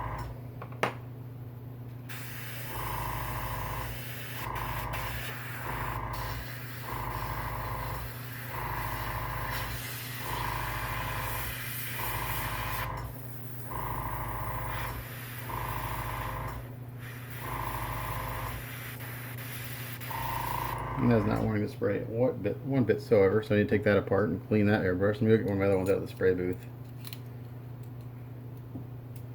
I'll be right back.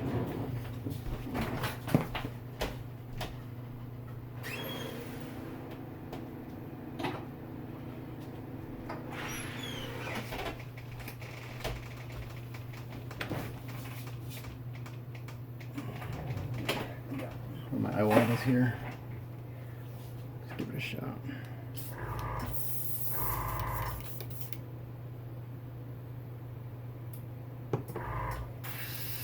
There we go. Alright, so transparent black green. I'm going to come in here and just kind of add a little shading around the hand.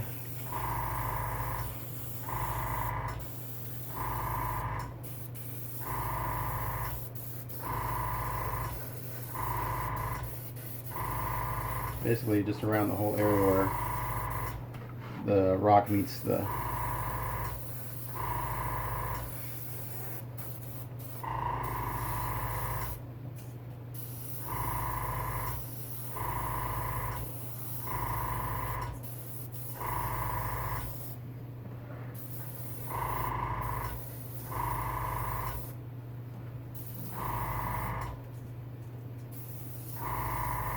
I'm going to bring that out a little bit.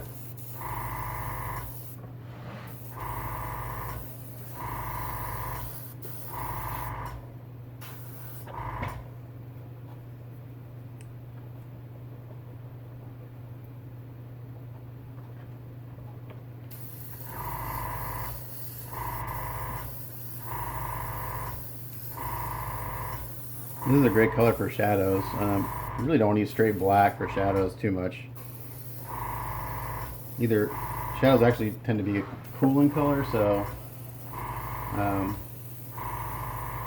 so you would shade with like blue, like, you know, black with a little blue mixed in. But I like this green.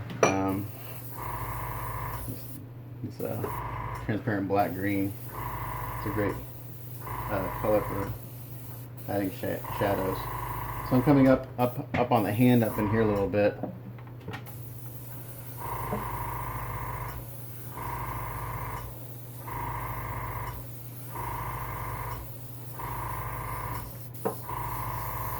I'm going to bring the shadow out a little bit from here because the way his hand's laying down on the base.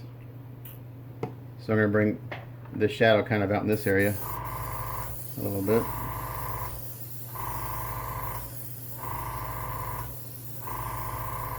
Like that. I'm going to come here and kind of hit these cracks a little bit.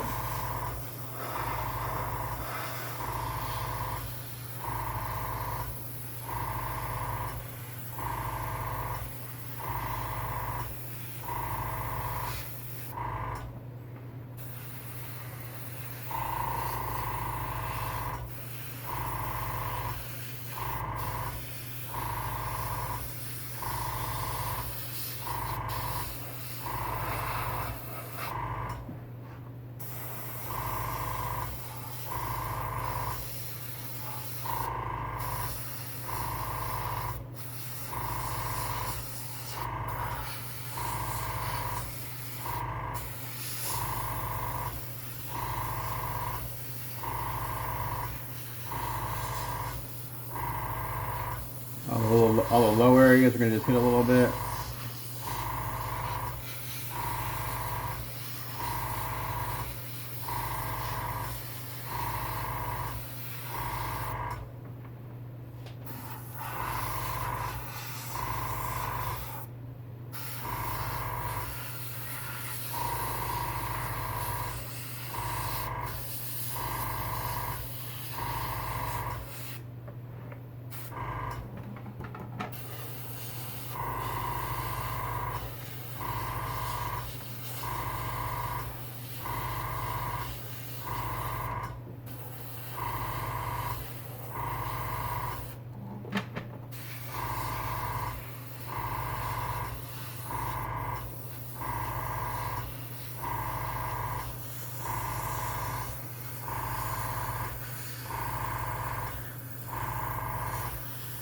Doesn't take a whole lot of this color. I'm just putting it real light. I still want to see all my work underneath it all, so that's what we're doing. Just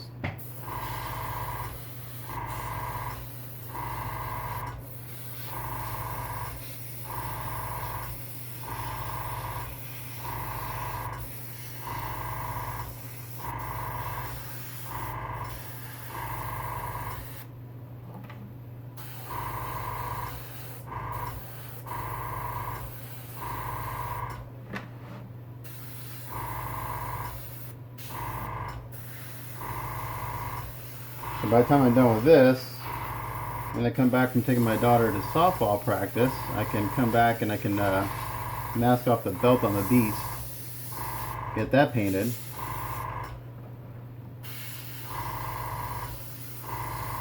And while the belt's drying, I can come back and do more work on this.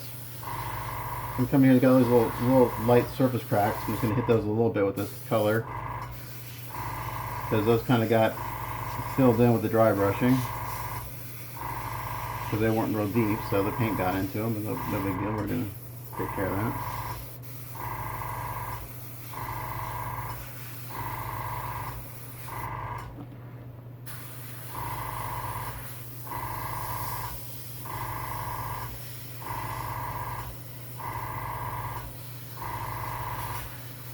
I don't know how much, barely any paint coming out.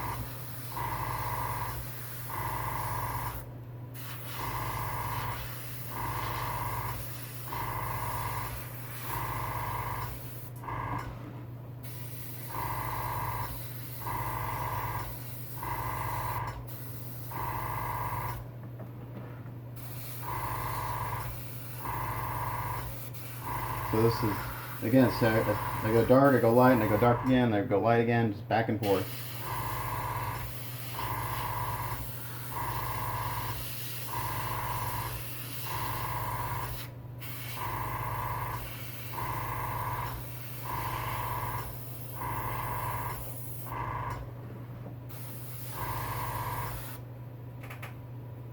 I'm over here, I'm not sure if I'm on camera.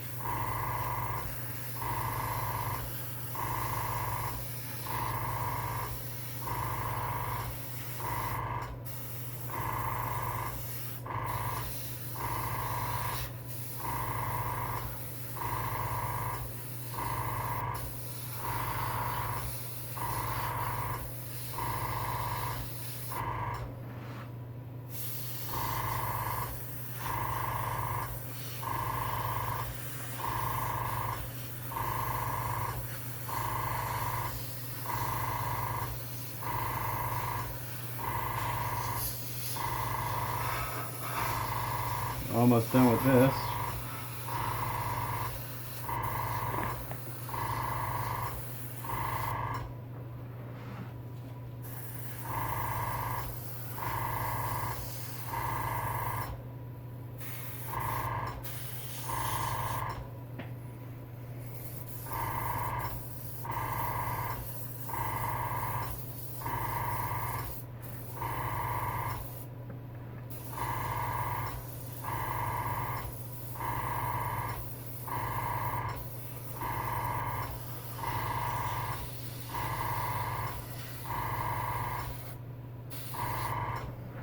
Looks pretty good.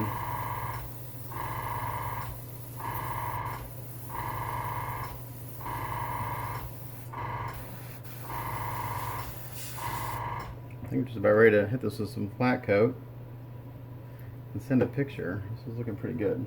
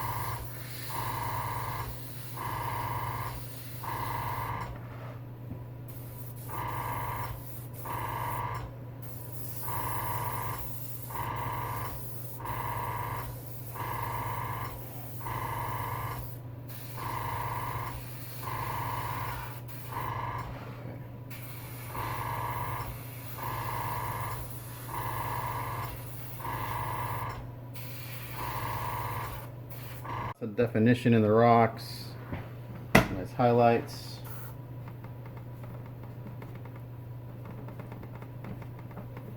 Got some fingerprint that I go through and get off.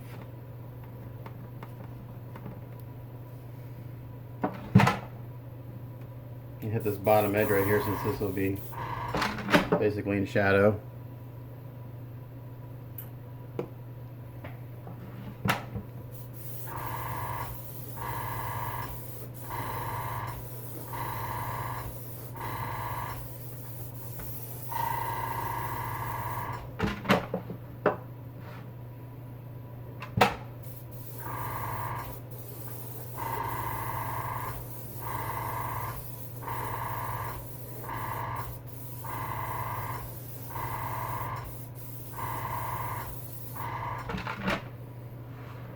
That'll help just a little bit.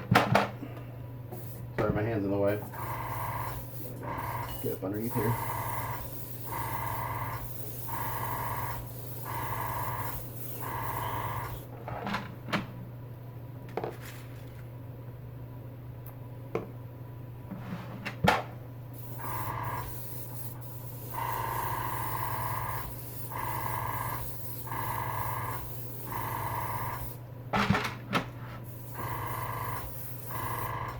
Okay, now we'll throw some flat coat on it, and that'll really give us an idea of what we got, because it'll help everything pop out.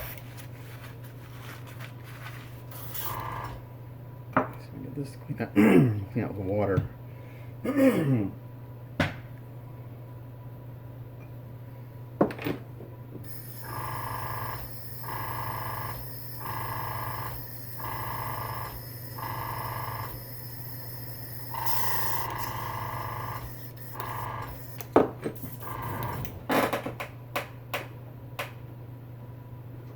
So I'm going to go in here with the Vallejo matte varnish right here. Now, that way you don't have to worry about, I couldn't do it with a Krylon because I'd have to mask off the hand, and I basically have no control. So a load of my airbrush, I'm going to put this on, and this dries relatively quick. It's a true acrylic. I guess I'm going to get a little bit up on the hand so I can go back in there and do some dust effects and stuff with pigments, which will allow them to stick.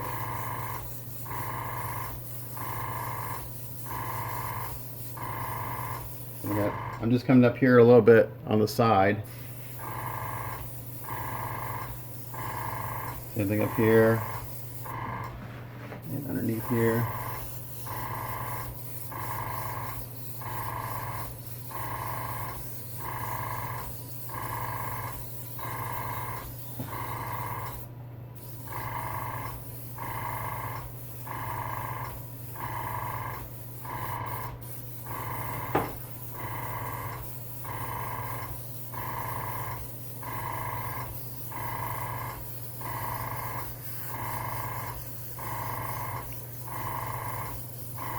This is an acrylic, a true acrylic. I can spray it out here without worrying about fumes and stuff. That's the main advantage to a real true water-based acrylic. There's no fumes, no harsh chemicals.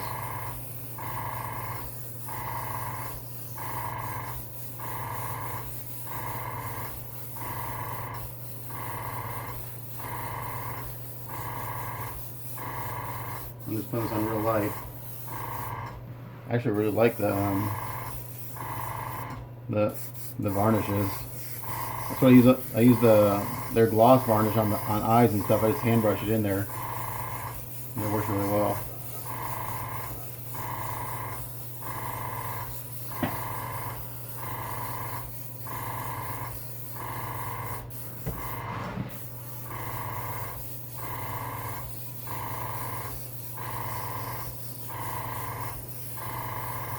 Again, I'm going to get up on the hand up in here a little bit so I can add some dust effects, pigments and stuff.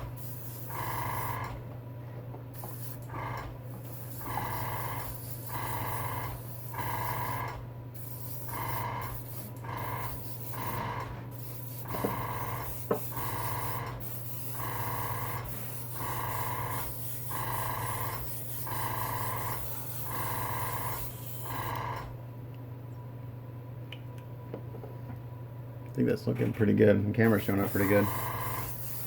The flat cut really helps tie it all together. Get rid of all the shiny spots from the airbrush and all that stuff.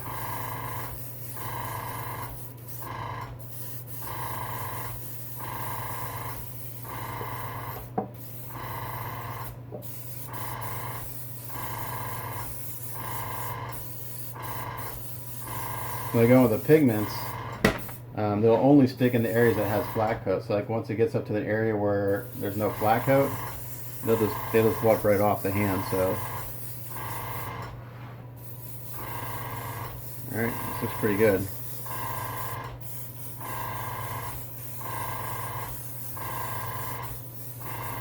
I think that looks good. I'm really happy with the colors and everything.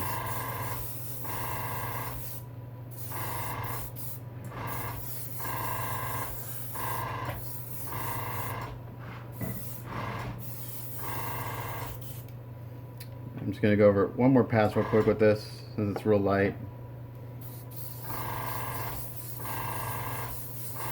Make sure I get all the areas.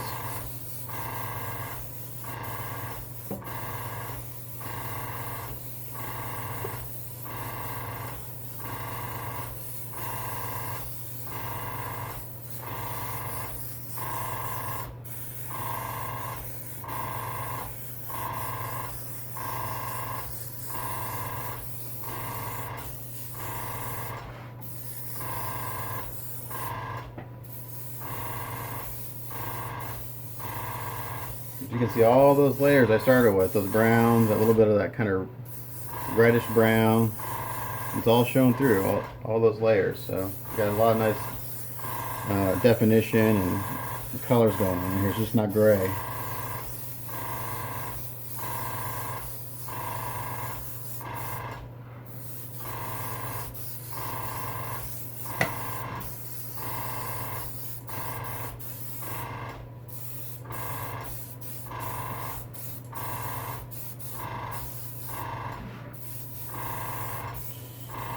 Alright, that's it for that. I'm going to send a picture to Marcus and see what he says, and then we'll come back for the next step.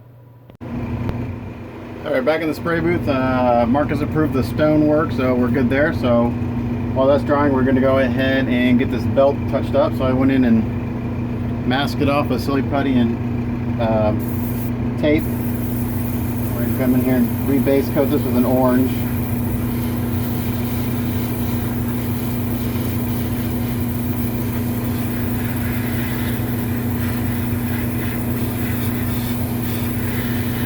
I've got Mr. Color number 59 in here. It says the super clear, but it's not a clear color. It's just a really kind of nice bright orange.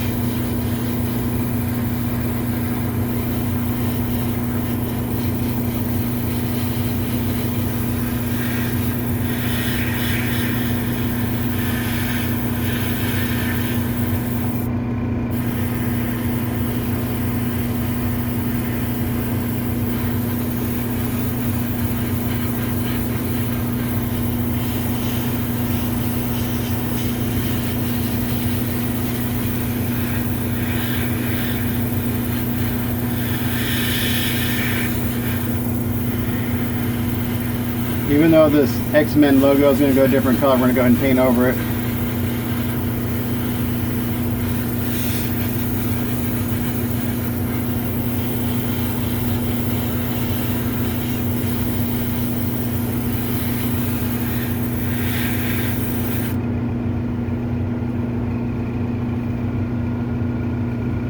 Some orange paint on my finger here. I do not want to get on the blue.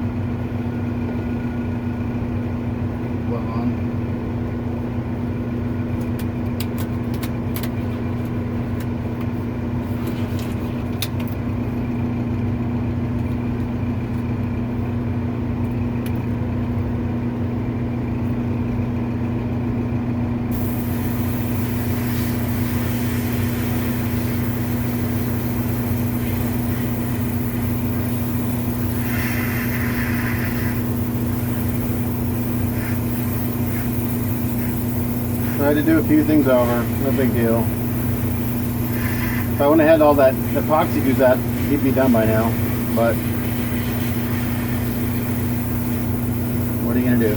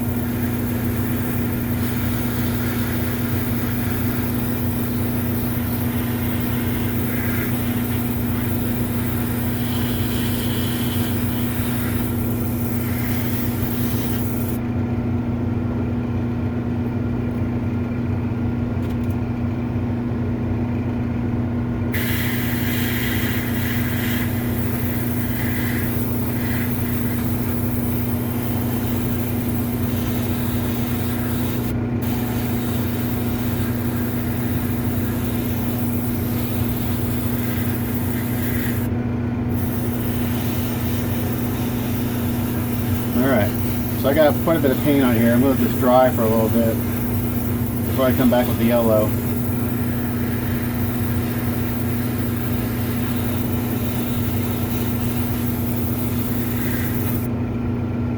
So I'm going to let that dry maybe 10-15 minutes before I put the yellow on. And for that we're going to use Mr. Color Character Yellow or GX Yellow. I'm going to come back for that. So come back when you spray the yellow. Alright, let the orange dry for about 10 minutes. Got Mr. Color GX number 4, my yellow GX, Mr. Color GX number 4 yellow, my brush, and then we're just going to add the highlights and bring this to yellow.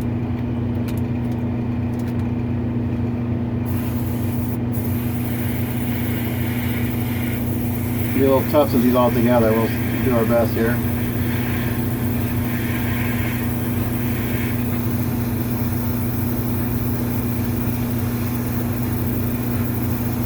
Just kind of spraying in the center of the belt.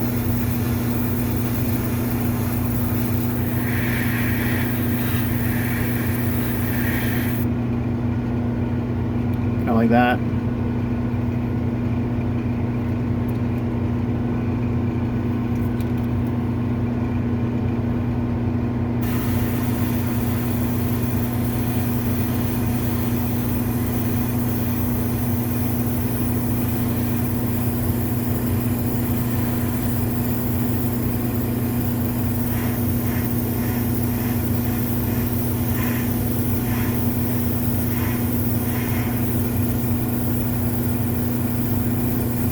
Just put a little bit down there in the middle because it's got a little bit of a shape to it, so we're going to shade it.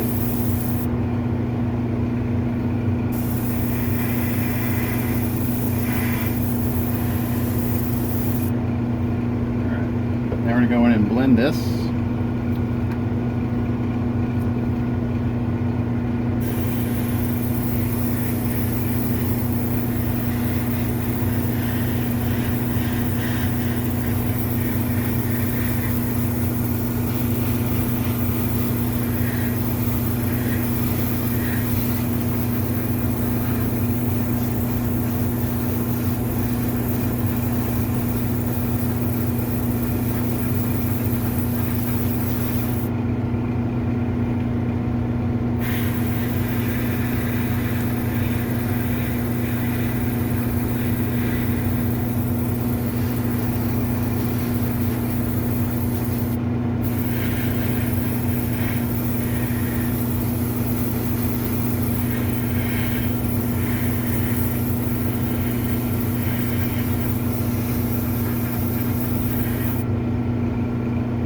Pretty good.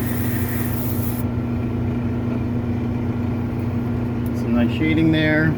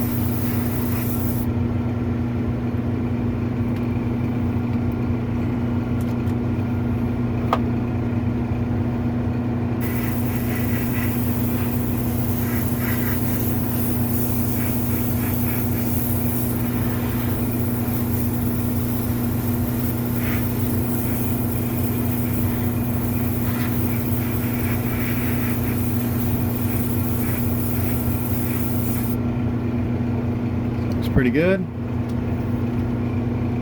Nice yellow with some nice shading in there. We're gonna let this dry for a little bit, and then we'll kind of take the tape off and seal this. Give it another sealer coat.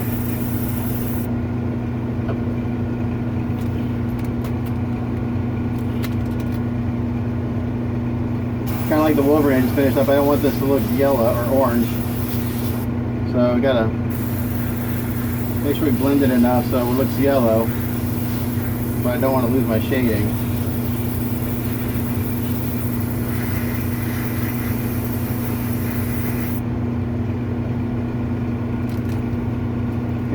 pretty good.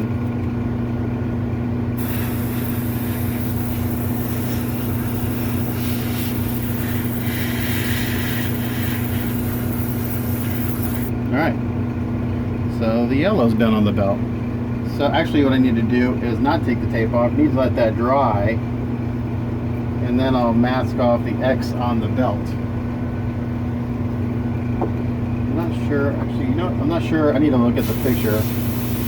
I know in the X-Man, or the Wolverines did, the belt buckle and the spaces between the X went the same color as the belt. So I'm going to go ahead and paint that like that's the case here.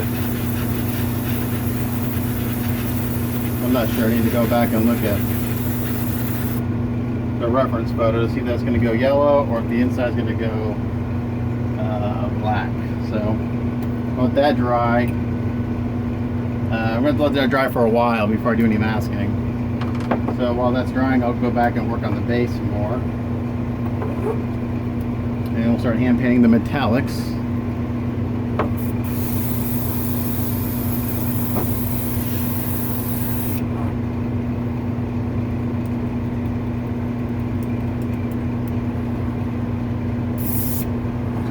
Thinner in the brush, and like I did before, I'm going to prop him up on this up on the blue tack here. Take him into one of these holes. It seemed to work really well.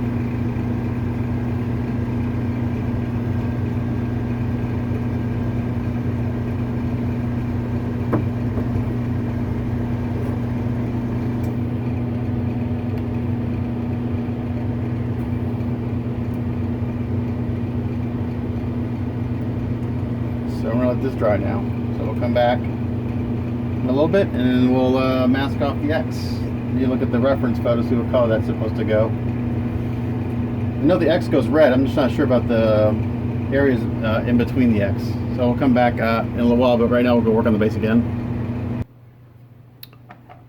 Okay, while the belt dries, we're going to start working on getting these other little details painted metallic wise.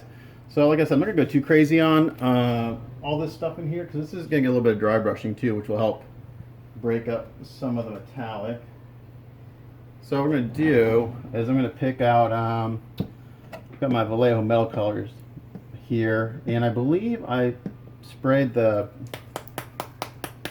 did pale burnt metal or burnt iron was the base color. I think we're going to start in with steel. It's a darker color, actually magnesium. And I'm going to get a brush. We're going to hand paint this. And I think I want to maybe paint some of the gears. Let's see, let me get a clean paint cup. Somewhere in here I got a clean paint cup. Good one. Alright, so we'll paint cup. Let me go turn my fan, it's warm in here. 1 second.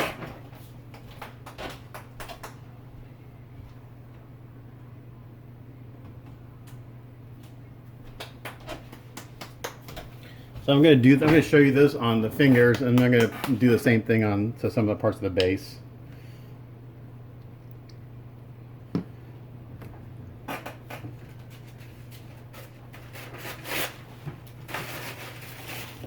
so I got some magnesium here. I got a long brush so I can kind of get down into areas. So I think what we're going to do is I'm going to actually paint these gears.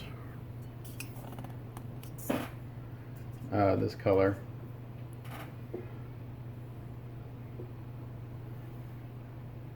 And this stuff brushes on really, really nicely. This is a slightly darker color than what's already on here.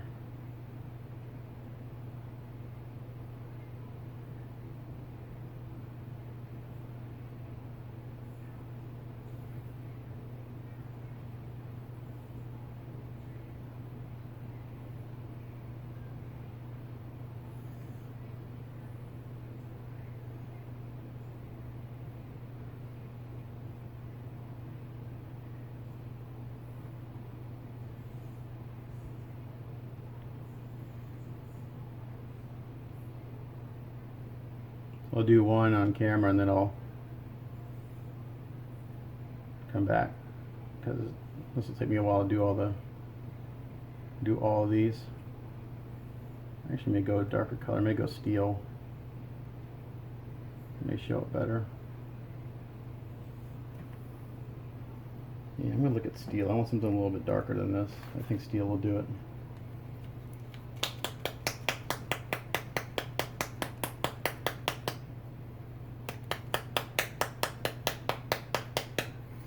What else do I have?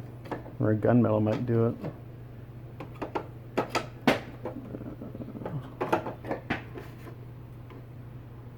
Exhaust manifold. No, exhaust manifold's what I sprayed it in. Silver. Got a gunmetal somewhere. Aluminum. Gunmetal.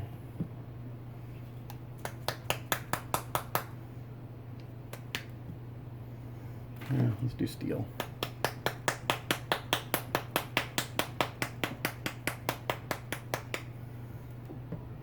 I'll pour this back in my magnesium color bottle.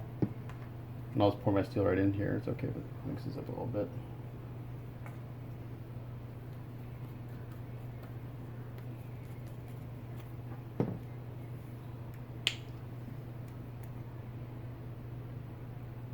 Actually, still may not be.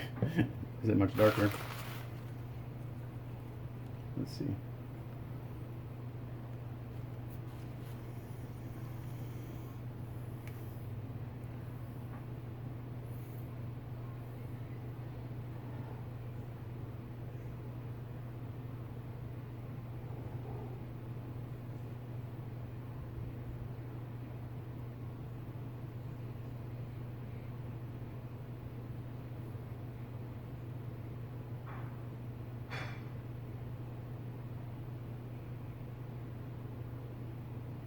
Yeah, I like the steel. Alright, so I'm going to go through, I'm going to paint all these gears on all the fingers.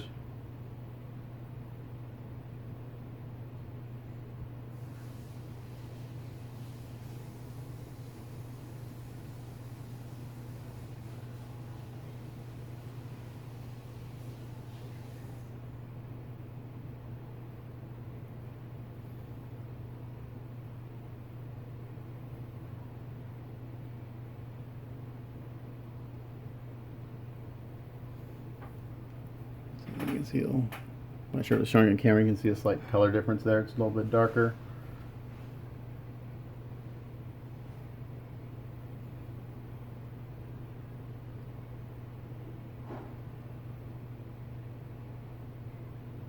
So I'm going to go through and do that, and then we'll come back.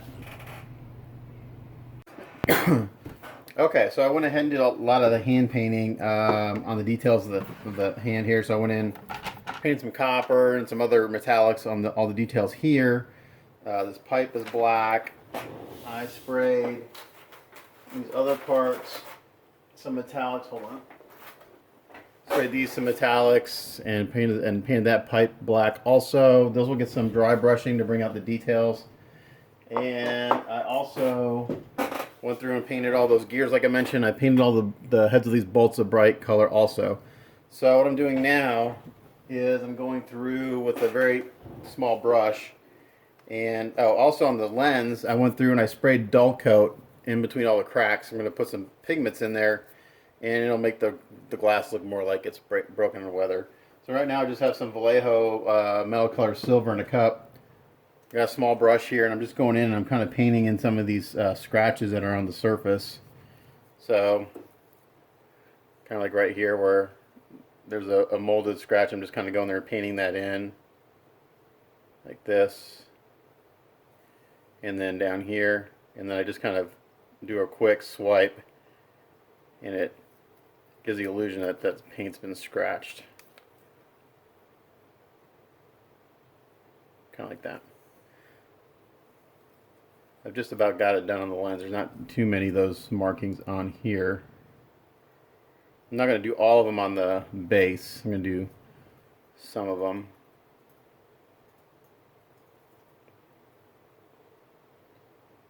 But the trick is to kind of get it to a point at the end.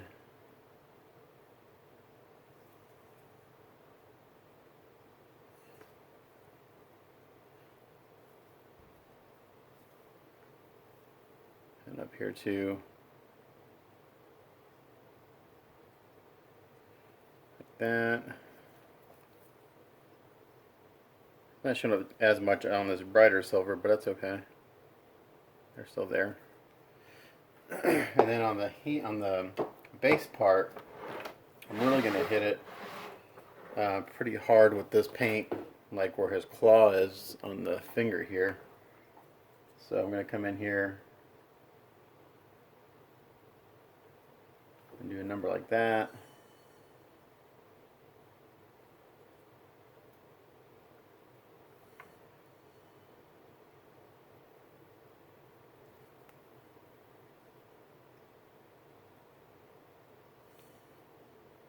This.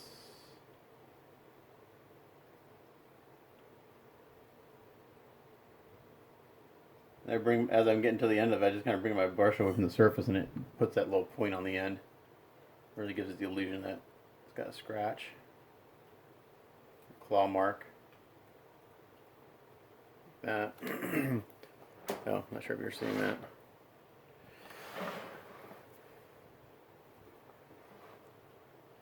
Oh, and I also painted all the bolts on the outside of the fingers a dark metallic just to kind of break it up a little bit. So here's another one right here.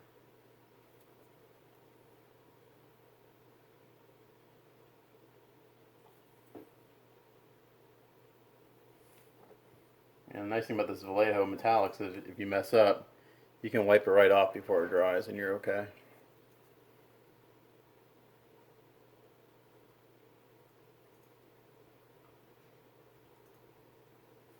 Like that.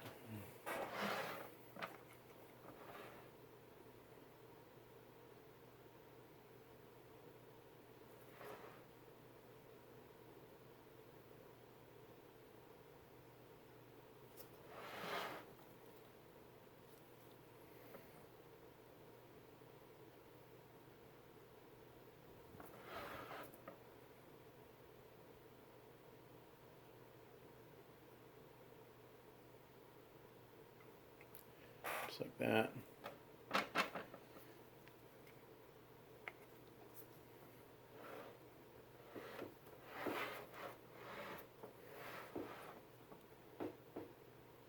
You're gonna and paint.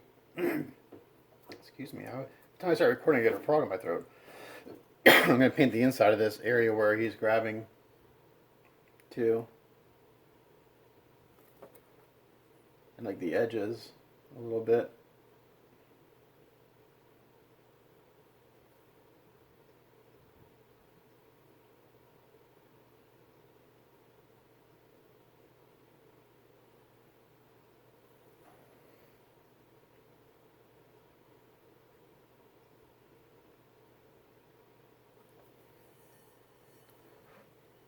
So that's the step I'm doing next.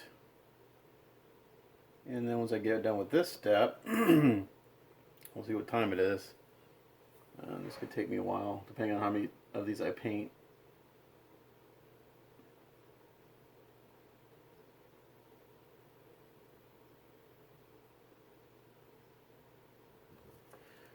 But that's kind of the idea right there. We want that kind of look right there.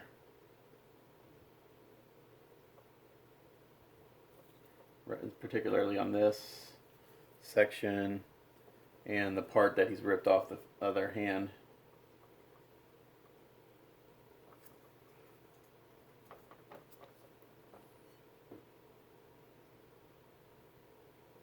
Not sure from the video in the frame. Let me come down a little bit.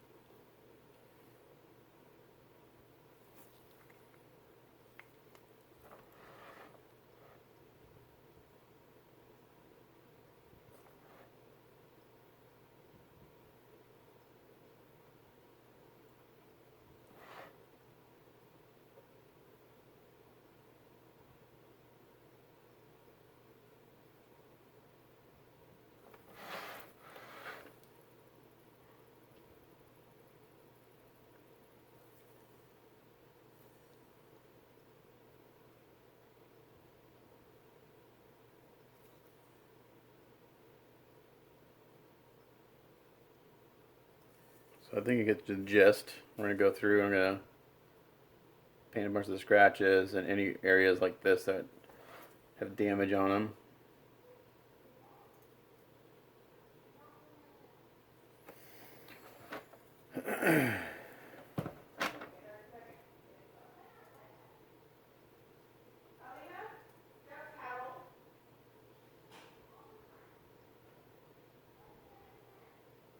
She's got a good point there.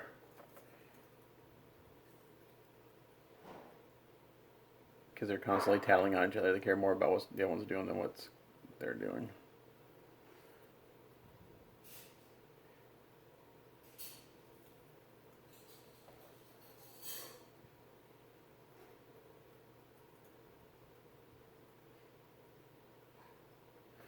Okay, so I'm just going to continue to go through and kind of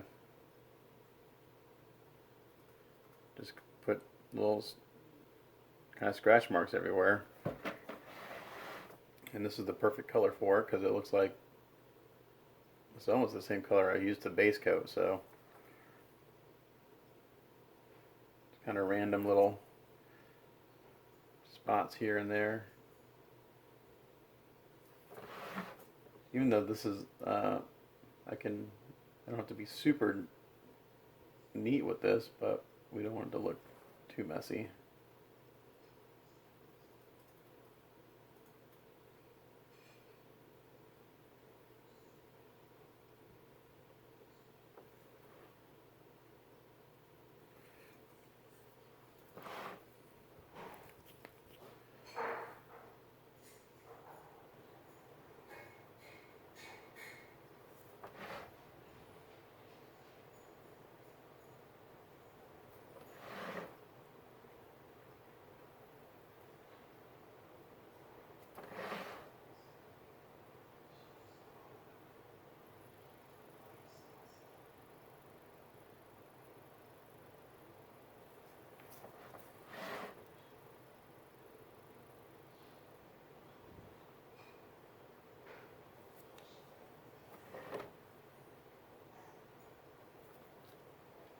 So like that one, I'm just going to take it off and do it again.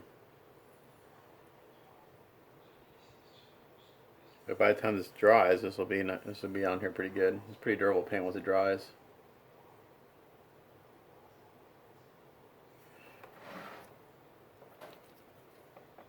So I'm going to just stop recording and do this for a while, and I'll come back.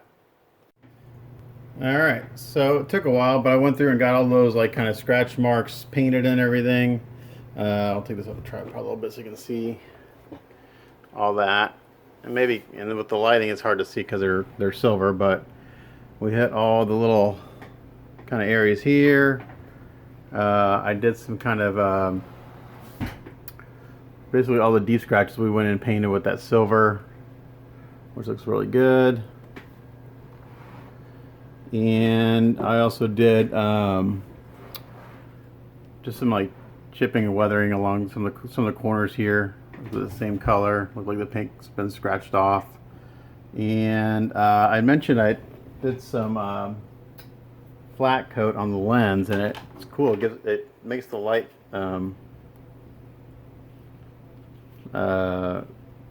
softer. Hold on. Turn the strobe off. Stop strobing. Hold on. There we go. So it softens the light a little bit, and what it'll do is allow me to go in there when I do the pigment step and put some pigments in the cracks and stuff and make it look dirty. So the next step on the base is pigments. It's late. I'm going to call this work in progress done. I've got probably one, maybe two more nights on this, and this should be finished up. I just put another flat coat on the beast after unmasking the belt and getting that touched up, and it looks good. So I'll go in the spray booth and show you that. 1 second. Alright, so here's the beast. I just sprayed another coat of sealer on him. His belt's done. It's under there. Can't see it, but painted the X. And I could probably pick this up. Let's see. Yeah, it dries pretty quick. So Got the belt done, got the pants all done, got everything touched up around the pants and everything, so that looks really good. I could actually probably try to go putting on the base. Give me a second, I'll try to do that. Hold on 1 second. Alright, so here he is up on the base. I put on my favorite head, the one where he's kind of yelling at you. And I'm hoping this is showing up in the camera, but where all the scratches and everything were painted. Looking really good.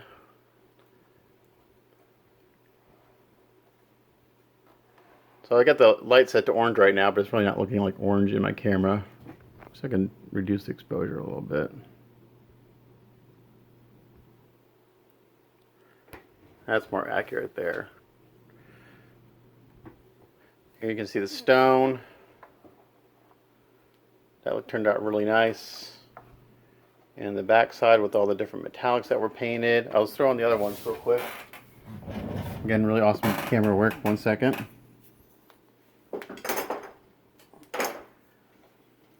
So the only thing that's really left on the base is like the stuff I'm going to do with weathering pastels. Pigments, weathering pigments.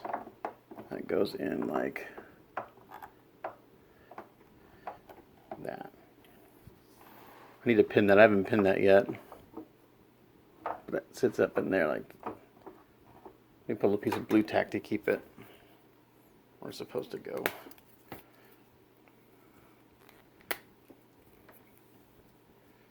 Sorry guys, I know this is not the best camera angle.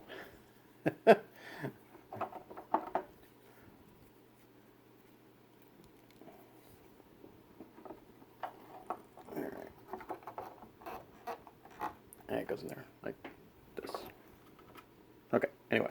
So got those pipes in there. Those will get some dry brushing and some weathering. And then we get the back side with those metallics. That'll get some more shading. And when I go in there with the pastels, I'll kind of do some shading in the grooves and everything of all the details to give it more shape.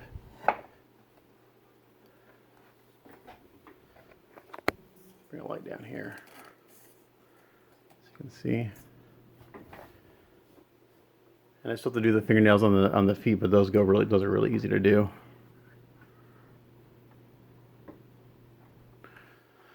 But he's looking really good. Yeah, I think 1